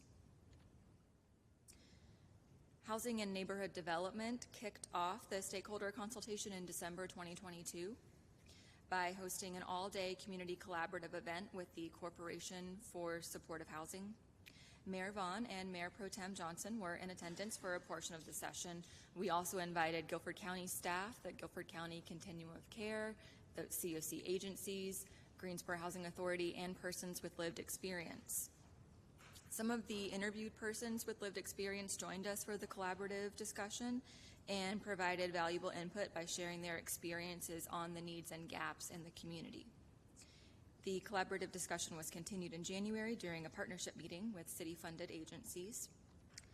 And after consultation concluded, the draft Home ARP plan was available for public review and comment during a 30-day public comment period. This comment period was twice the HUD required length of time to receive comments to allow for additional time to garner that public feedback. We also held a public information session via Zoom during the public comment period to provide an overview of the Home ARP program, answer questions, and allow time to receive feedback on the draft plan. Tonight's public hearing is the last public participation piece of the Home ARP plan development. To market public participation, Housing and Neighborhood Development staff published notices in the listed platforms, 3 separate newspaper publications, the city's website, social media platforms, posting on web pages, emailing to website subscribers, the neighborhood association leadership, and it was posted and disseminated through the weekly Guilford County COC newsletter. After conducting an analysis of Greensboro's needs and gaps related to homelessness and supportive housing, as well as consulting with the COC and other agencies, these are the proposed Home ARP funded activities. Supportive services and affordable rental housing comprising the greatest allocations to meet the overwhelming need for the development of permanent supportive housing and the wraparound social services to successfully maintain tenancy. Tenant-based rental assistance proved to be much needed in the Greensboro market as seen under the Emergency Rental Assistance Program. So TBRA will allow us to continue to prevent evictions and serve those at risk of homelessness. Through this Home ARP allocation plan process, we determined these proposed activities would allow Greensboro to meet the greatest community needs to reduce homelessness and increase housing stability. At this time, I welcome any comments or feedback, and comments will be incorporated into the plan before submission to HUD. Are there any questions or comments? Mr. Matheny. Did I do it right? You did it right. Angie, great tutoring earlier. Thank you for that presentation. And I don't know, Mr. Manager, as far as the best way to discuss this on my questions. My questions really stem on, I heard earlier about, matrix on how we understand successful programs and make things successful. We're asked to allocate $6.5 million to these well-needed programs. I'm curious as to how can we better educate from a staff to a council legislative perspective, since we're the ones requested to allocate these dollars. What communication should we ask for in understanding how these programs are doing and if they are being successful? Like the pallet homes, honestly, we're coming to the end. Granted, that was a 6-month cycle, but I've heard mixed things about the pallet homes, but no real data from the CMO's office to us about like a monthly number. How many units are occupied? How many beds are occupied? The Regency Inn, I don't know if anybody else knows, but like how many beds are empty or occupied? I would imagine it would behoove all of us to have as much open communication, because if there's one topic every meeting that we talk about, it is this. It is affordable housing. It is homelessness or unsheltered. Chuck, am I, like... No, I was just saying, I believe that I've been providing you all with biweekly updates. And if you will look at what I sent, I believe, on February 10, and I think subsequently February 17 or 24, I had data in there in terms of occupancy, whether it's Regency Inn, Doorway Project, every single one of them. And I believe that my next update will be this coming Friday, and that will provide most recent information to you. But to answer your larger question in terms of how do you get this information, one way, of course, is to continue to do that biweekly updates. If you feel that there's another way to do that, I'll be happy to.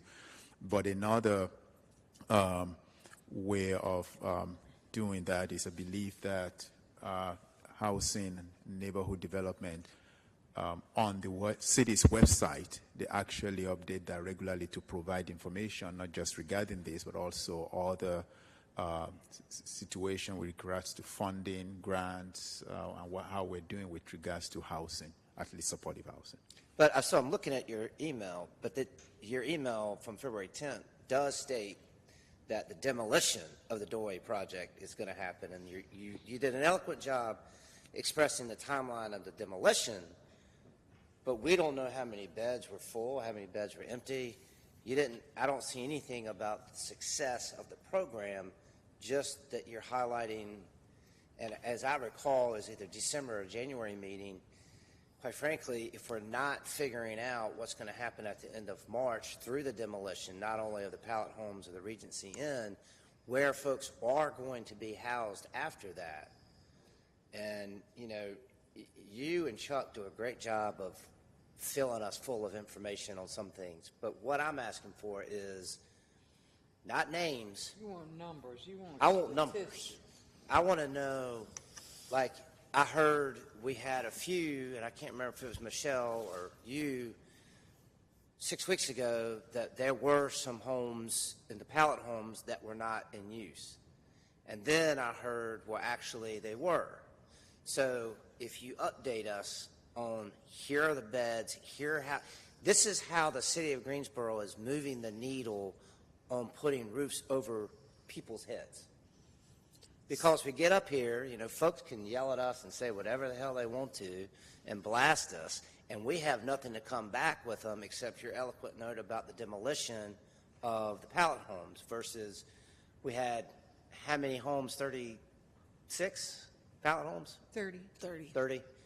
I know it was less than what we wanted, but so that's 30, roughly 58 individuals 50. can be housed there. Right. And they've averaged roughly 53 per night, and most of that has to do with folks transitioning either in or out. But to answer your larger question, one of the things that we're doing as a department that I think will be particularly helpful, we've gone back not just to the beginning of this fiscal year, but to the beginning of last fiscal year and pulled every single item related to our department that has been before you. And what we're doing right now is going in and giving notated updates, kind of step by step on that, and we'll make that document available, and we're updating it moving forward as we go. So what will happen is you'll be able to say, we had an item, Housing and Neighborhood Development had an item before you in March of 2022. Here's our first note update. Here's the next time we gave an update. So you can kind of walk through all of the items that keep coming before you to know where you are. And then from Succinctly, because yeah. you've been up here, we get a lot of information. No, I'm talking, it's a bullet like a point, spreadsheet Excel with spreadsheet. bullet points. And then if Right. you have more detailed questions, once you've taken a look at that, we can certainly dive deeper with individual council members or with the body as a whole. But that gives you a 30,000-foot view of everything you're funding, because you're right, there's a tremendous amount of work in affordable housing right now. and it can get lost in the shuffle because so much is happening. So that was the way for us to condense all that information, make it available to you, and then be able to follow up with more details if you need them on a particular Yeah, item. and so, Mr. Manager, I think and this is just one council person's recommendation. We hear most about housing, affordability, unsheltered population, et cetera. So it seems to me it'd be logical to have a separate email, and because what folks that yell at us want to hear, and what we want to be able to say publicly is, here is your return on investment. Because I got to be honest, some of the folks that come up and yell at us about how we push unsheltered around and we do all this terrible stuff, which is absolutely untrue, it would be nice to say, we've housed 53 people on average per night at Pallet Homes. Regency Inn, we've averaged this amount of people. What's the update on John Demery? Anything that the city owns, this is what we're doing to house people. What are you doing? And the answer is nothing from them except yelling at us. So having that data of people that we are helping get off the street, I think is important. And as it relates to the programs that were part of the winter shelter process, typically once that's over at the end of March, that's where we pull all that cumulative data and would then produce it. But if you all would like that more frequently through the winter months moving forward, happy to do that. I mean, if it's, I don't want to speak for everybody, but I think No, I would like to have it. if it's every 2 weeks in your update or every month, it would have been 6 times we would have gotten it, and we would have known more about the success or non-success and how do we audible to make it successful Happy to do that. of a program. And it will really help us because we go out and speak to people, and they often ask that question, well, how many of you, and you don't know. Right. I had a meeting with an architect today that asked me about, I can't remember what phrase they used, but I said, you mean the pallet homes? And I didn't have the answer. So it'd be nice. Plus, those are data points that we need to push out from a city perspective to educate. I mean, that's a media point for you. Yeah, I think it's important to note, too, that one of the things that we've done over the last month is working with Carla and the communications team on trying to do exactly that, really refining the messaging and being able to try to make that more available to you all. And we've also engaged with a PR firm to do some consulting work with us as we move forward with community land trust conversations, as we move forward with all of these affordable housing conversations, to give you better tools to be used as you're out and about in the community, and also to be able to give better tools to neighborhood associations and community groups. GPD asks for a lot of this information on a regular basis. So really trying to build kind of our collateral materials that can be used. And I'll be perfectly honest, it's difficult to do because there's a lot that we're working through right now, and we're a pretty tight crew. So we had to kind of reach out to get some assistance on that to be able to do it the way we wanted to. But you should see some of that coming in the next few weeks. And I Mr. think you Manager, should post it on the website. It is. We're posting things to the website as quickly as we can get them up. And Carla and Debbie and Jake have been working with us pretty regularly on those items. Mr. Manager, I think one of the key things on these ARP funds, and it can be something, as I call it, the Columbo moment, when you go down the line and you come back and you're like, one more question. It could be a year from now, it could be 6 months from now, it could be 3 years from now. There will be somebody, and it might be me, it could be anybody on here, it could be anybody in the community that says, what was our return on investment? We set up here from ARP, and how much money did we invest? $72 million? Right? 16.5 for ARP. I came in a little bit tardy on some of that. That's a lot of money. And we ask about, we're talking about wasteful spending or whatever, but if we have the data points to back it up, and we can tell the community the return on investment, it'll go a long way for everybody in the community, not only city staff or city council or future city councils, but just educating the public, because we've never done a good job of that. So that's beyond just this item, but I think we've got to understand return on investment. I'm done. Thank you. Mrs. Hightower, followed by Mr. Holston. So, Zach, some of what you say you're right about.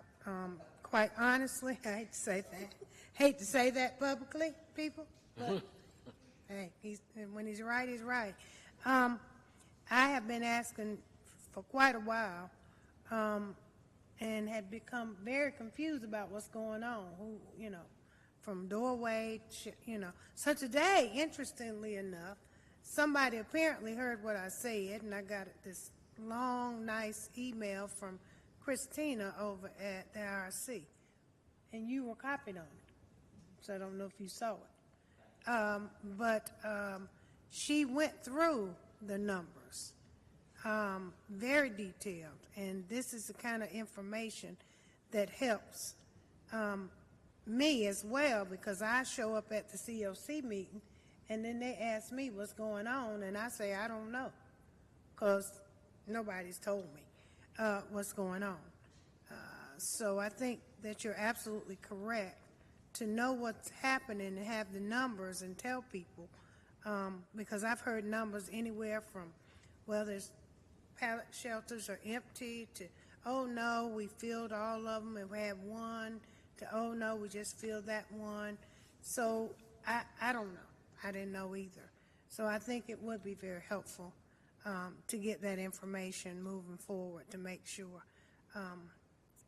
We can never be, I think, get too much information. I'd rather have it than not have it. If I don't read it, that's on me. So I would like to see that more as well. The other thing, let me ask this question around this money, and I was getting ready to move the item, but I do have a couple of questions.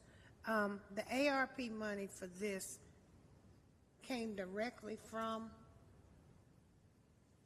HUD. Directly from HUD. Directly from HUD, okay, so it did not come through, it's coming to the city, but not coming through us. Now, I heard some things tonight, some people talked about, I know they had a request for ARP money for HIV, but they talked about that, and I don't see that population listed here. But can that not be one of the populations considered within the body of this? So we will be working with Triad Health Project, which were the representatives that you heard from earlier, on what we can do with whether it be home ARP dollars, or we also receive HOPWA dollars specifically for that population. And we have additional dollars that we'll be receiving in 2023, 2024. We anticipate having quite a lot of HOPWA dollars where we would be able to invest those dollars into the projects that they mentioned in East Greensboro. So we would like to speak with them a little bit more about what they have going on. It's possible that some of their clients would be able to be a part of the home ARP supported projects that we have, because they could fall under, if they fall under at risk of homelessness and those other populations, right, then which yes. is what I saw here is at risk, and other categories as well. So I would think that they would fall into some of that as well. And I know we do get HOPA dollars. I'm never sure what we actually do with those dollars when we get them, whether there's enough to put into housing or just into assistance within housing. So I'd like to see that breakdown when that comes and how that money is utilized. Okay. The other thing I saw, you said in the report about the gaps analysis. Now, the gaps analysis, I just saw a report, it just came out. So what gaps analysis are you all basing this on? Yeah, so two things. As it relates to HOPWA, that funding has typically been spent for services. With the expansion of our HOPWA funding, one of the requests that we have on the table right now is to be able to use those HOPWA dollars to support housing vouchers at a larger scale. So really getting it directed back towards housing for those folks that need it who are living with HIV or AIDS. As it relates to the gaps analysis, they sent us a draft of that gaps analysis in January for us to use for this report. Okay. The agreement made with us and the city of High Point were that we would not share it outside our departments. We would only use it for the purpose of informing this report. So it's the same gaps analysis you've seen. That I saw. Okay, because it was a draft. Okay, yeah. I was just wondering, because I was wondering how far back your numbers went. Yeah, it wasn't a public document at that time, so they didn't want it to be disseminated, but we are required to use that document as part of informing home ARP, so we needed it, and that was the agreement that we made. Okay, very good. Okay, thank you. Thank you. Mr. Holston? Yes, thank you, Madam Mayor. Before I get to my point, I do want to co-sign with Council Members Matheny and Hightower on the need for data points. A picture is worth 1,000 words, and referencing the email that we got today, it's a lot of information in there. And so being able to see those snapshots, you know, I work with Assistant City Manager Davis. We're talking about MWBE and getting some snapshots there to help us to work through. We all worked with the housing group just recently with the Community Heroes program and talked about the data points there. Many times as council members, I'm not complaining, but we're drinking from a fire hose, and there's a lot of information out there. And the more condensed, concise, whether it's Excel or CSV or whatever it might be, it just makes it, or pie charts, it just makes it so much easier for us to one, grasp, and then two, to convey to the citizens of Greensboro. So that is going to be very, very important. Things aren't slowing up, they're picking up. And so we'll definitely need to have that. My question is regarding the admin and planning portion of this, of the allocation plan, the $330,000, the 5%. A couple of questions and maybe a follow-up with you there. Is that the internal, the city-related administration and planning, or is that the administration and planning for the external, or is it mixed, and if so, what is the ratio? As of now, we contracted with the Corporation for Supportive Housing to help us facilitate some of the preparation for Home ARP and helped us with the collaborative discussion that we had in December. The rest of the admin and planning portion, we can continue to provide some feedback on that. It's not going to be specific to internal staff. Is the current thought that, for instance, and thank you for that, is the current thought that, for instance, in supportive services, the $2.5 million, if that is farmed out to XYZ third party, that they would capture their fees from within that, or do they have to leverage their existing operations to process the 1.5, the 2.5 million? The supportive services should be, the 2.5 is directly just for the services, the provision of those. Okay. And then also for the tenant-based rental assistance, same thing, or? Yes, the 1.4 is specific to just the assistance that will be doled out to applicants. So the organizations, or would the city be doing that themselves, ourselves? Yes, the hope is that we'd be able to kind of tack on from the emergency rental assistance program that could be sunsetting soon, funding running out. So we'll be able to continue to use the staff that we have and the programs, really the infrastructure that we've got in place to be able to administer that program. Yeah, I just want to make sure that if we're using city sources, then we're using city resources. But if we're going outside the city, that just to make sure that we're adjusting for the cost to play, so to speak, and that the organizations can actually afford to process versus having to find ways internally to fund, which could cause some to not want to participate because they can't afford to help us out. Thank you. Thank you. Thank you. Was there a motion? Oh, you're not on the screen, but go ahead. I'm looking at it. Thank you. Go ahead. Sorry. That's okay.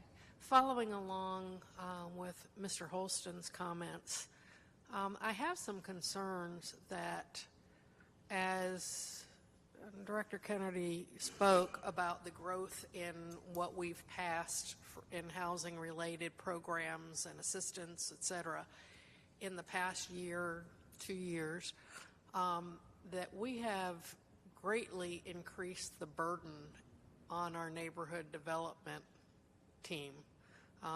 Taking out neighborhood inspections and making that a separate, but just in the administrative side of what we've added on the team. So I'd like to hear at some point, and it doesn't have to be tonight, what's the increased programmatic burden we've put on ourselves in these programs, and are we keeping up? Because I'm very concerned about the fact that many of these are grants and federal grants, and that there's a lot of paperwork and administration behind all these. And the last thing I want to do is risk future grants because we're falling behind, because we can't keep up with that workload. And just, I want to make sure that administratively, we're not only pushing dollars into these programs, but we're doing it smartly and administering them smartly. So at some point, it would be helpful to hear from you, Michelle, kind of how those pieces are fitting together at this point as well. And just a quick snapshot on that. So out of our the bond package, we had about $8 million of that we'll be putting into the community over the next 3 years. $5 million of that went to the housing fund. So there's about $3 million left that we'll be administering from that. We have also inherited 12 of the ARP projects that council passed. So as you can imagine, it's a it's a large pool of work, and we're just frankly in a moment where there's really no more critical issue to our community than housing. So we have a full plate to begin with. I'd say that for us as a department, we aren't looking at this as a burden. These are things that are critical to the community. I have a team that has amazing capacity and amazing set of skills, but we will need some additional infrastructure to be able to carry these out in the manner I think you all expect. I think as we look at the budget going forward, this is just one more example of a need that we have to balance, because it does us no good to create programs and invest money into programs if we don't have the internal infrastructure to actually put out these programs and to man them and to do them right, rather than halfway. So just one more thing and one more demand on the budget for the upcoming year. Thank you. Could you try your mic again? Okay.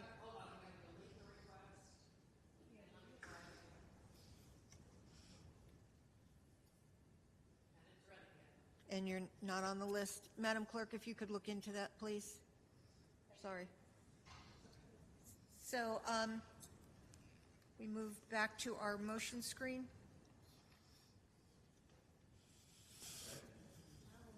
So we vote. I'll move the item. I moved it. Okay. So that was moved by Mrs. Hightower, seconded by Mr. Holston. Ms. Abusawader? Yes. Thank you. And that passes 8-0. Thank you. Ms. Kennedy, I have a note for you if you.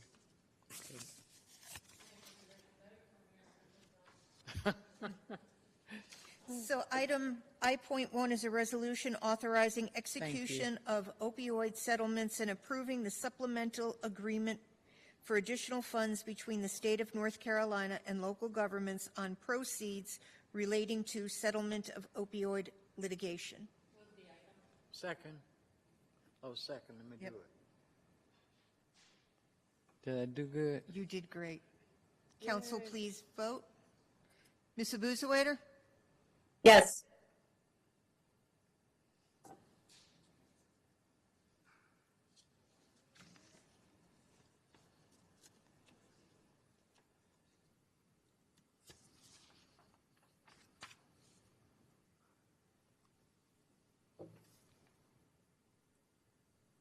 And that passes 8-0. Thank you. All right, that is the end of our printed agenda. If we could start with boards and commissions. Mayor Pro Tem. None. Ms. Abusawader. None this evening, thank you. Mr. Holston. None this evening, thank you. Mrs. Thurm.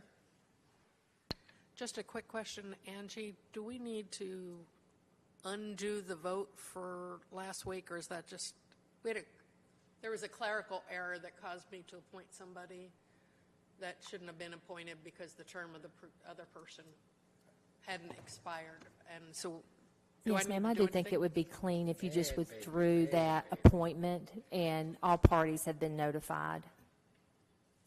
I just want to rescind, I'd like to move to rescind the vote we took last time for the War Memorial Commission appointee from District 5. Can you say that name? No. No?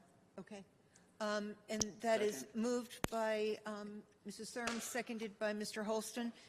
All in favor, say aye. Aye. Aye. And that passes 8-0. Sorry, That's okay. I have it in front of me. Mrs. Hoffman? Yes, I'd like to appoint Arlene Nichols to the Historic Preservation Commission representing College Hill, replacing David Arneke. So that was moved and seconded. All in favor, say aye. Aye. Aye. That passes 8-0. Were there any others, Mrs. Hoffman? No, that's all. Thank you. Let's see. Mr. Matheny? Mrs. Hightower? Yes. I would like to appoint Pam McAdoo Rogers to the Commission on the Status of Women. Second. So that was moved. Is she replacing somebody? She's replacing, well, no, yeah, Katridia Martin, whose term has expired. Okay. So that was moved by Mrs. Hightower, seconded by Mayor Pro Tem, I believe. All in favor, say aye. Aye. Aye. And that passes 8-0. I would like to reappoint Monique Bynum to her second term on the Library Board of Trustees. So that was moved by Mrs., and who is she replacing? She's doing her second Oh, term. reappointing, I'm sorry. Reappointing. Moved by Mrs. Hightower, seconded by Mrs. Thurm. All in favor, say aye. Aye. Aye. That passes 8-0.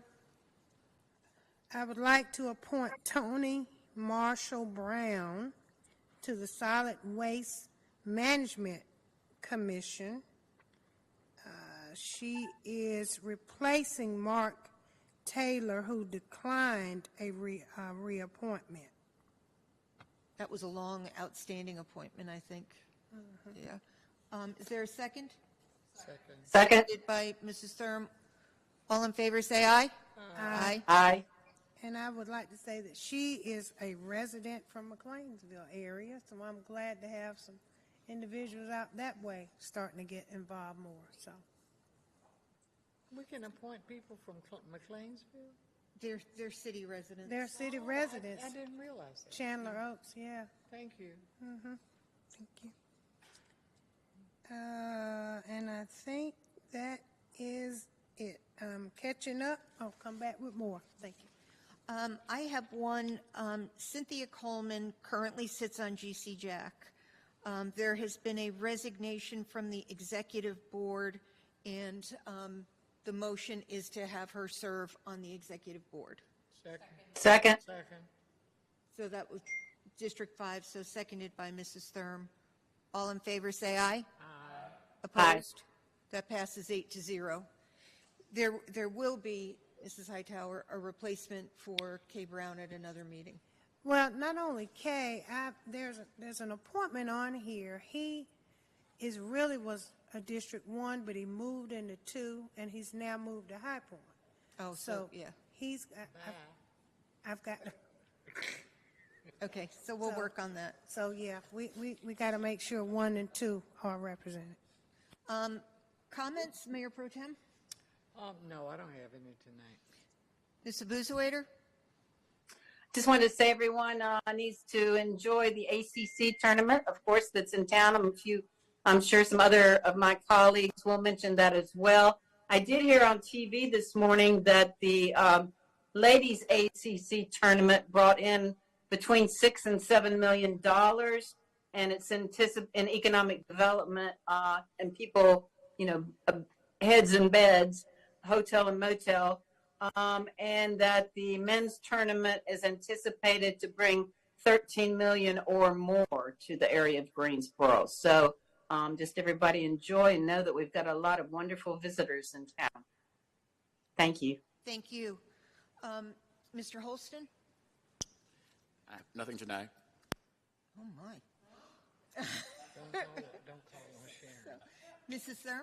Don't call on Sharon. Just one matter, and I just wanted to congratulate the graduates of the 113th Police Academy that graduated and became Greensboro police officers today. Chief Thompson said it was the most diverse, racially diverse class that we have ever had, and just like to congratulate them and welcome them to Greensboro. Thank you. Mrs. Hoffman? Really nothing other than the women's basketball last week was great.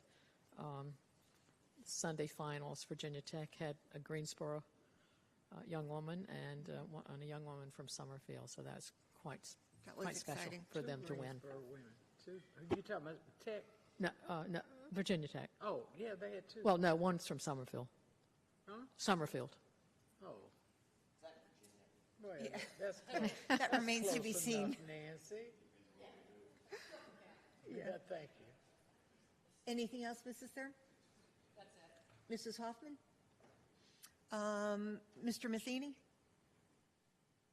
Thank you, Madam Mayor. In relation to the ACC tournament on Saturday of the finals, since the finals is late on Saturday at the Greensboro Coliseum, there is a free concert for the community and anybody visiting the ACC on Saturday at Green Street from 12 to 5. I'm looking at Josh Sherrick. 12 to 5, and it's a local band. The Breakfast Club is playing, and so that's right outside 113 Green Street across from Lincoln. Again, free concert for folks to come out.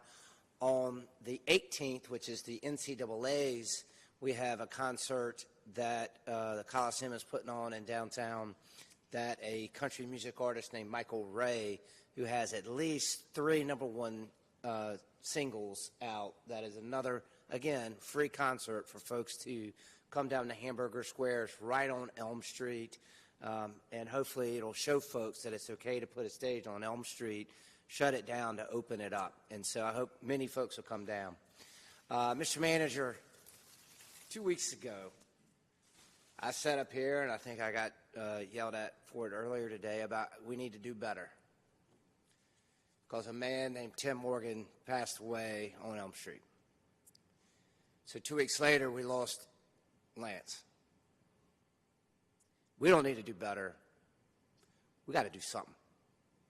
And I think at this point, knowing, and I've been around for 20 years, and we've been saying the same stuff, and y'all know sitting on this dais that fundamentally Health and Human Services are across the way. Yep. That's a county function. Now, I got to commend our police department, in particular the behavioral health, the BHART team, the response team that comes out. They do a phenomenal job. The folks, the men and women that we have on our BHART team of our police department do a phenomenal job. You know, Michelle, and I think she left, I gave her credit for helping a couple weeks to get Rick off the street. But Lance, we got to do something. And I don't know what it is, Mr. Manager, about really getting to the county. But we got to shake the trees and do something. And it is. It's a community perspective. Which is one of the things I wanted to talk about from a metrics standpoint, from what a city municipality typically does, not only in the state of North Carolina, but throughout the country. I believe we as a city have invested above and beyond what is most city in the country has done, especially relative to our population and our budget. The amount of money that we have invested into affordable housing, unsheltered, coupled with that raised privately at the Community Foundation since 2016 is at near or over $100 million. So that's why I say we've got to show this return on investment. We've got to show these metrics. But I got to say, you know, there's numerous emails that go. At our last homeless task meeting, I asked for the process. Colin King came up and spoke tonight, the downtown ambassador. Sean, who's the manager of the downtown ambassadors, one of the first people he met was Lansford. And he said Lance made him cry because you thought you could really help Lance. Because he really was. I mean, he was a nice guy. Lance was a gentle person. Not saying he was perfect. I know I'm not perfect. Lance wasn't perfect, but he's a good guy. So how can we, as a city council, using us, how can we work with city staff to shake the trees in order for the folks that are funded to help these individuals? They're right. We don't need to do better. We need to do something. So I don't know the answer. Like I said, I've been up here for 20 years in the city doing city stuff. But I've said it before, people are dying on the street. And in the last 2 meetings, I've said the same thing. So I don't know what we do, Mr. Manager.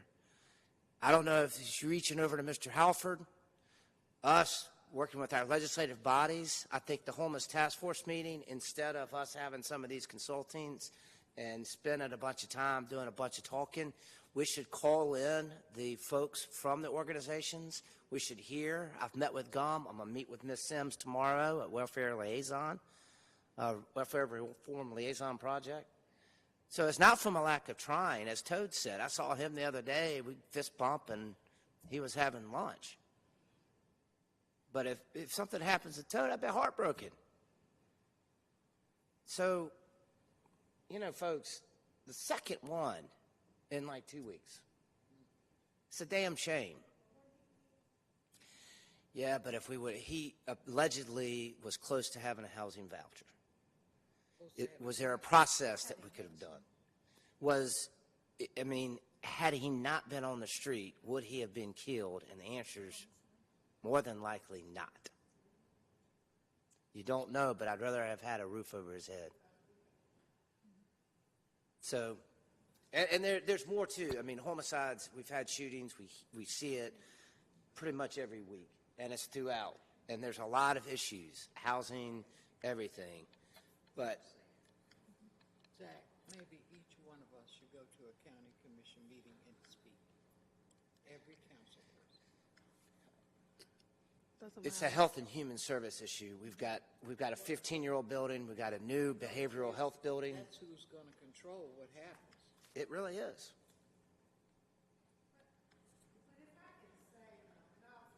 In all sincerity, and Zach, I understand you're passionate about that, but I'm one who's sitting on that homeless task force. We are talking about doing something. They do hear us. It may not be moving as quickly as you think it ought to move. It's not moving as quickly as I say it ought to move. Government moves slow, period. I don't care if it's city government or county government. We move slow. You heard the man talking about the permits tonight. I've heard that repeatedly for the last several years. They don't want to do business here because we take too long. But I sit on that task force. I do know, and we had a meeting, the mayor and I, we're looking at some option right now to do something because we need a quick win. We get that. We need something that people can say, you all are doing something. Yes, you are. But the fact of the matter is, I don't know if we would have prevented Lance's death. Violence is horrible. It's horrific. We want to solve that. That's the greater issue. We want to solve. Nobody should get killed, whether they're living on the street or living under a roof. So we got that issue as well. It's going to just take all of us to put our heads together and figure it out. But I will say the county has, I think, done a yeoman's job of really coming to the table more than they've ever done before. How many times have you really ever sat and had meetings with the county until really recently? That hadn't happened. And so I think they're getting it. I think they've got it. I just think we're going to have to find Gotta the keep money, pushing. and we got to keep pushing. Well, we've Absolutely. allocated money, but I'll tell you, I guess my disappointment is when I asked publicly in that meeting for just tell us the process. If we see somebody in need, tell us what process we should do. And I get nothing, not one email. Now, ironically, I send an email and say there's a person at the Starbucks at Friendly Shopping Center that is in dire need of help. Will you please tell me how we can help them? I get no response from the same person. 5 minutes later, I get an email saying, why don't you come check out what we do at our office? Well, how can you send me an email and not respond to the two that I sent you before?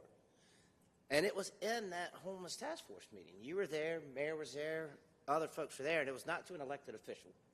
And I'm not trying to call out the elected officials at the county, but I am saying we've got ambassadors that are downtown that see a significant amount of unsheltered. I see a significant amount of unsheltered in a very small geographic region. If I want to follow the proper protocol and process in which to get the folks help that need help, and if they're already in the HMIS system, that's fine. But my main thing when I asked that question 2 weeks ago was simply, give me what I'm supposed to do as a person on this task force. And I have yet to get an answer. And it's not from an elected official. We had this exact same conversation with the COC representatives chairing the meeting with the hoteliers on Wendover Avenue.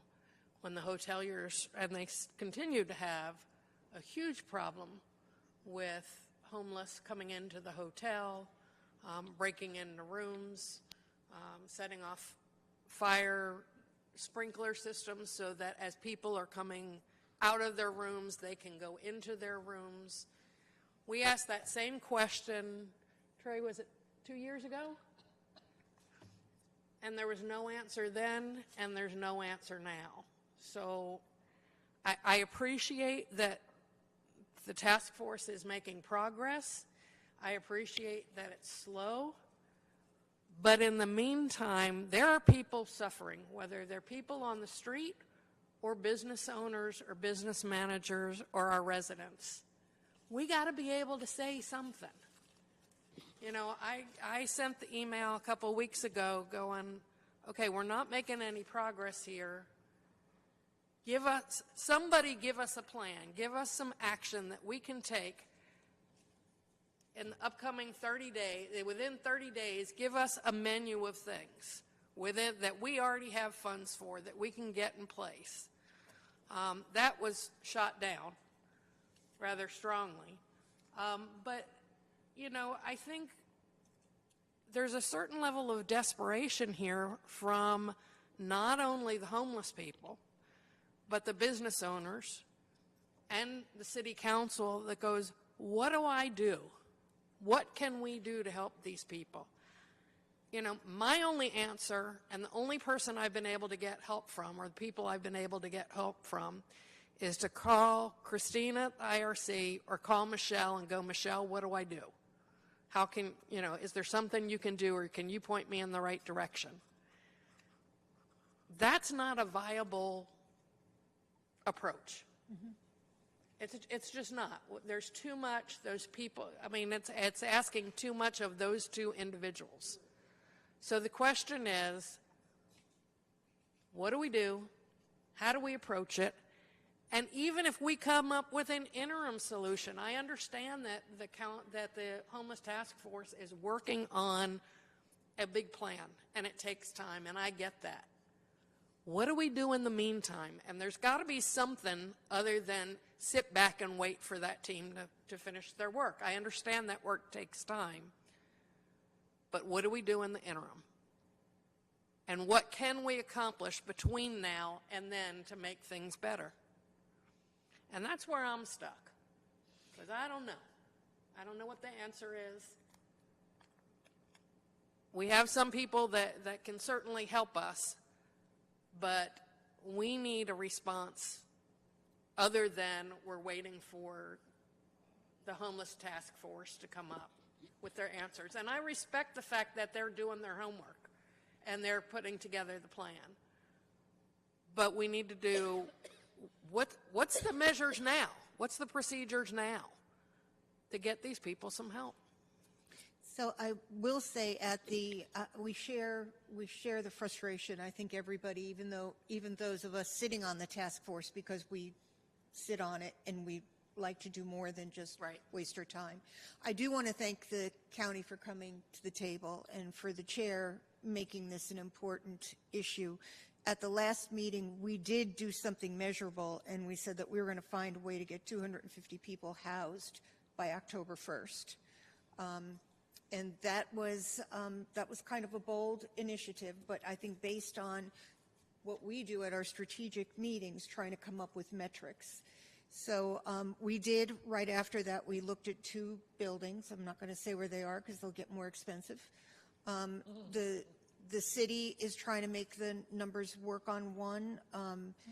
Michelle said that they were a little far off. The county, the chair said that maybe they could help us bridge that gap, and then that they're looking at another building.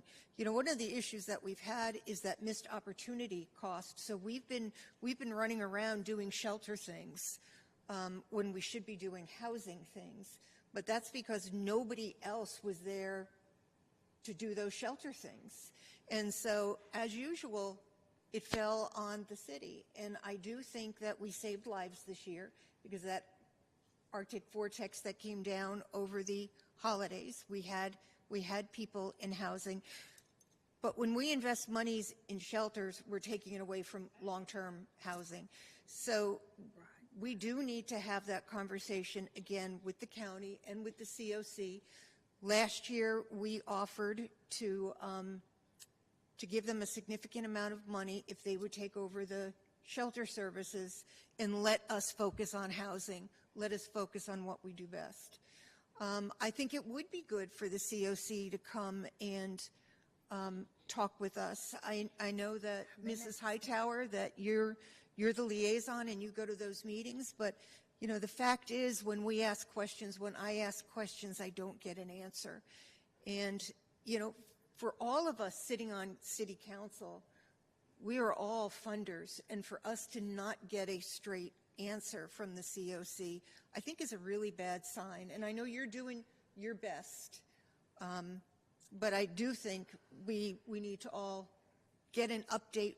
Who's doing what? I've heard in the last 2 weeks that 2 of our community partners, either their case managers are left or they have been let go. Both of those places, and I can't even get that verified whether or not that's true. Both of those places have people in the Doorway Project and in the Regency. And the IRC and others, we are looking to those case managers to help move those people into different housing. So that's going to fall on the backs of the IRC if those case managers aren't available anymore. One of those numbers that I think need to be looked at that Zach and Sharon asked for is that the pallet shelters, the Doorway Project, some of those individuals did transition into housing. And I think it's important for us to see how much that is. So one of the things during the Homeless Task Force meetings, we had a lot of presentations from all over the country. And I have to say that we actually are doing everything that we heard about, except for one thing, which is a project in Austin, Texas. I think it's the Breads and Fishes, the community. That was the only unique thing that I heard.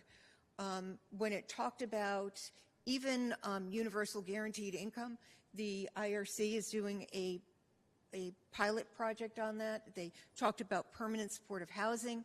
You know, we've been trying to get that off the ground. I think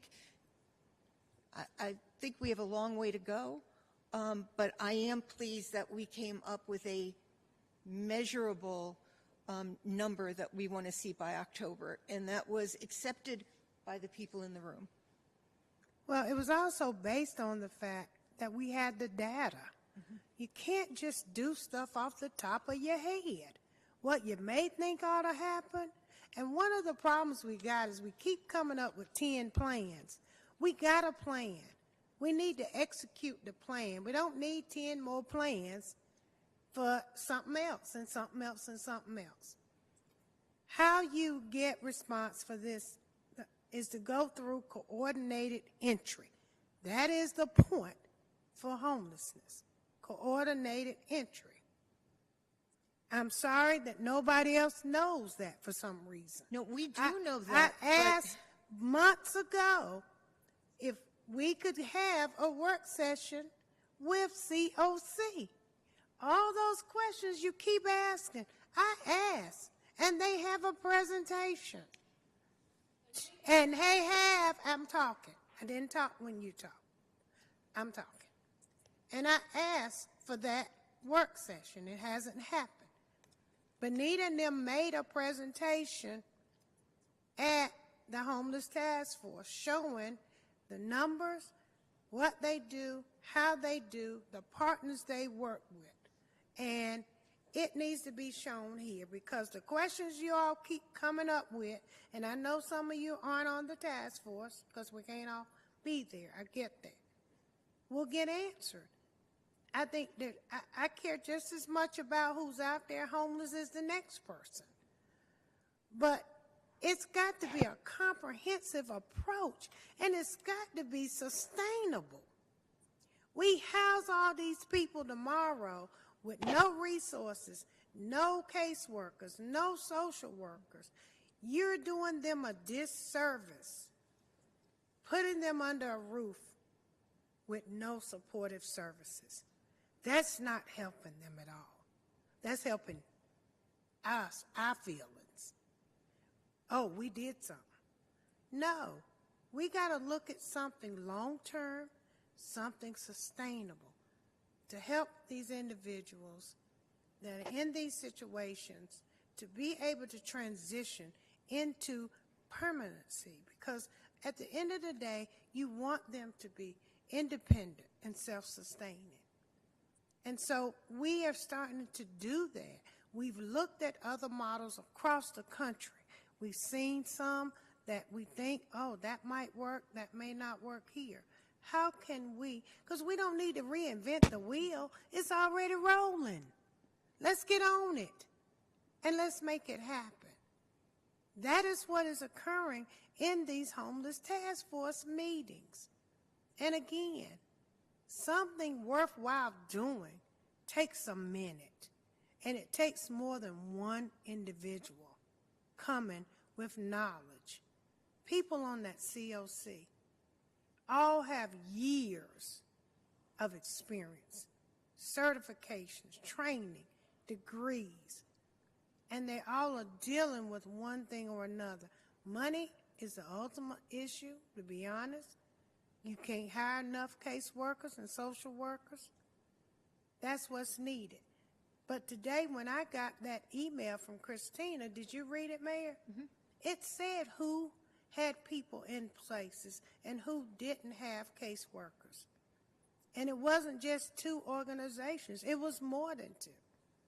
It was some others there. So being a social worker ain't an easy job.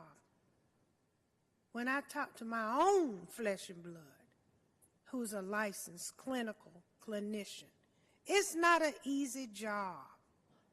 So they get burnt out. And dealing with homeless is emotional as well. They get burnt out.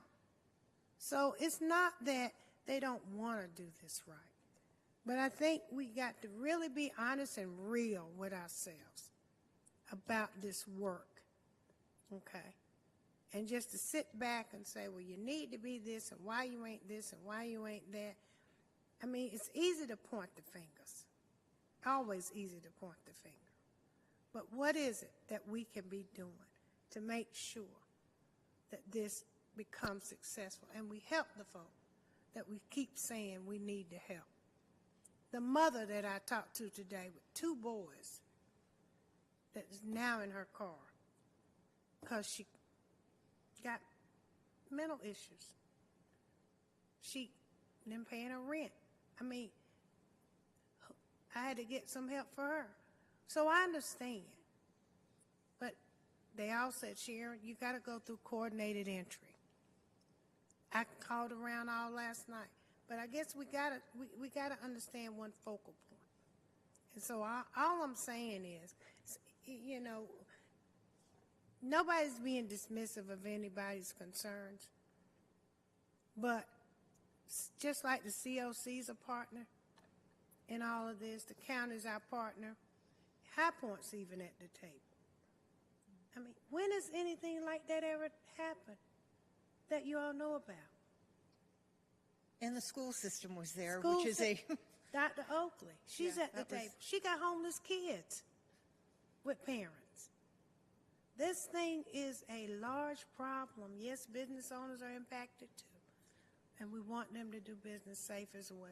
Just to clarify, at the meeting with the hoteliers on Wendover, COC was there and did communicate coordinated entry and did give them places to call. And they call and ask for assistance, and they get no response. So coordinated entry works if they get a response. Coordinated entry does not work if the requests for help are ignored. And that's why, quite frankly, I have found and have told some of my business owners and neighborhood representatives that if they need help and they can't get help that way, go another way.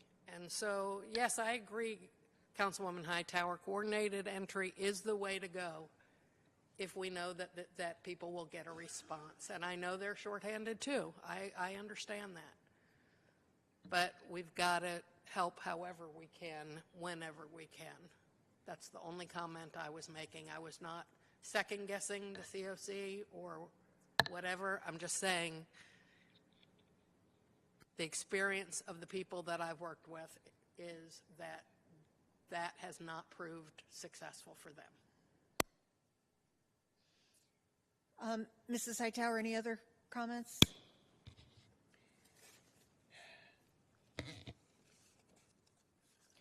Yeah, a few months ago, y'all wanted to demolish all these houses, and so you started demolishing the houses, and I asked back then for a plan.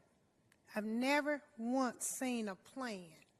So tonight, what I heard around one who's had a lot of houses demolished, is now we've got a community with 11 pockets in it. No telling how many more pockets, but 11 houses total have been torn down. But it's a community, y'all, in a neighborhood with pockets in it. It's where people live. So if we're gonna do this for safety reasons, I understand that some of the houses were in bad repair, and I probably don't disagree that they should be gone. But I think we've got to have a plan of replacement, a plan of action, because it's not fair to the neighborhood to knock everything down and then just leave empty spaces where we need housing. Everybody hollers housing, housing, housing. But what are we doing? So I'd like to hear more, see more, find out what's going on. What is a plan of action? What is a thought around it? And maybe it is this community land trust that we're starting to have meetings around coming up, which the first meeting will be March 15th, 10:30 in the a.m. at the Hemp Hill Library. And I hope people attend. And I've invited bankers to the community land trust meeting as well. But we've got to have a plan about those 11 houses, or 12 houses, or 20 houses, or however many it is, whatever it is. Or we just say, well, we can't do nothing. Chuck, maybe legally we can do absolutely nothing. But let's explore what those options are. because the neighborhoods that I represent are suffering because some of those properties have gone into such disrepair. I guess there's only one alternative. So we can pat ourselves on the back and say we knocked it down, but then what? Where do we go from there? As the GTA liaison, we had a retreat back on June 25th, and it was very good. I want to thank the city manager. He came and shared a lot of good information around transit, took in some suggestions from the GTAC, and I thought that that was a very fruitful meeting, and I hope that we can do some more of that. I think they were very impressed by your knowledge and the fact that you took a Saturday morning at 8:30 to show up, including I came on a Saturday morning at 8:30, but I appreciate you doing that. As the ACAD liaison, the African American Committee on Disparity liaison, we had a presentation at our last meeting on the lynching, the one lynching that has occurred in Gifford County. So we learned about that information. I think that, ma'am, I think that was very good. I'm going to top you here tonight, okay? Don't think I ain't. As the MWBE liaison, we've had 2 public hearings around the disparity study. We heard from community and businesses on how difficult it is to do business with the City of Greensboro, what the barriers have been, what are we going to do about those, and it was really a very interesting discussion because even the community members talked about what they hear about doing business and how it is to get work with the City of Greensboro. And so I'm hoping that when the study's complete, the recommendations that'll come out of it, we will implement and begin to improve what we are doing towards MWBE. So I think, I want to say on yesterday, I got to meet Mr. Howard Drake. I was at his house because the construction on Alamance Church Road is for the sidewalks. He had some issues, but I found out that he was in the first class of African American firefighters in 1968. There are only about 7 of them remaining. Wow. So he had some very interesting stories to tell, and I hope to go back and share some more information as we learn. That's history, you all. And that's, when we talk about Black history, that's Black history. And the stories he has to tell, I'm sure, are quite interesting. And so... He could be your example next February for Black History Month. Well... A local history. Yeah, I absolutely agree with you on that. So I'd written down everything, Mr. Holston, just like you. That was enough. Okay. I got about 10 more pages. You're good. No, I know, Mrs. Thank you. Mrs. Johnson, did you want to say something? You hadn't called on me? I did. I thought you just told me you had something else to say. Okay. I've got a couple quick things. Mr. Davis, Mr. Trey Davis, could you send us a definition of what use of force is? I know that we saw that graph that talked about use of force. Discussions you and I had, use of force could be moving somebody just because you're putting your hands on someone. It certainly doesn't mean deadly force.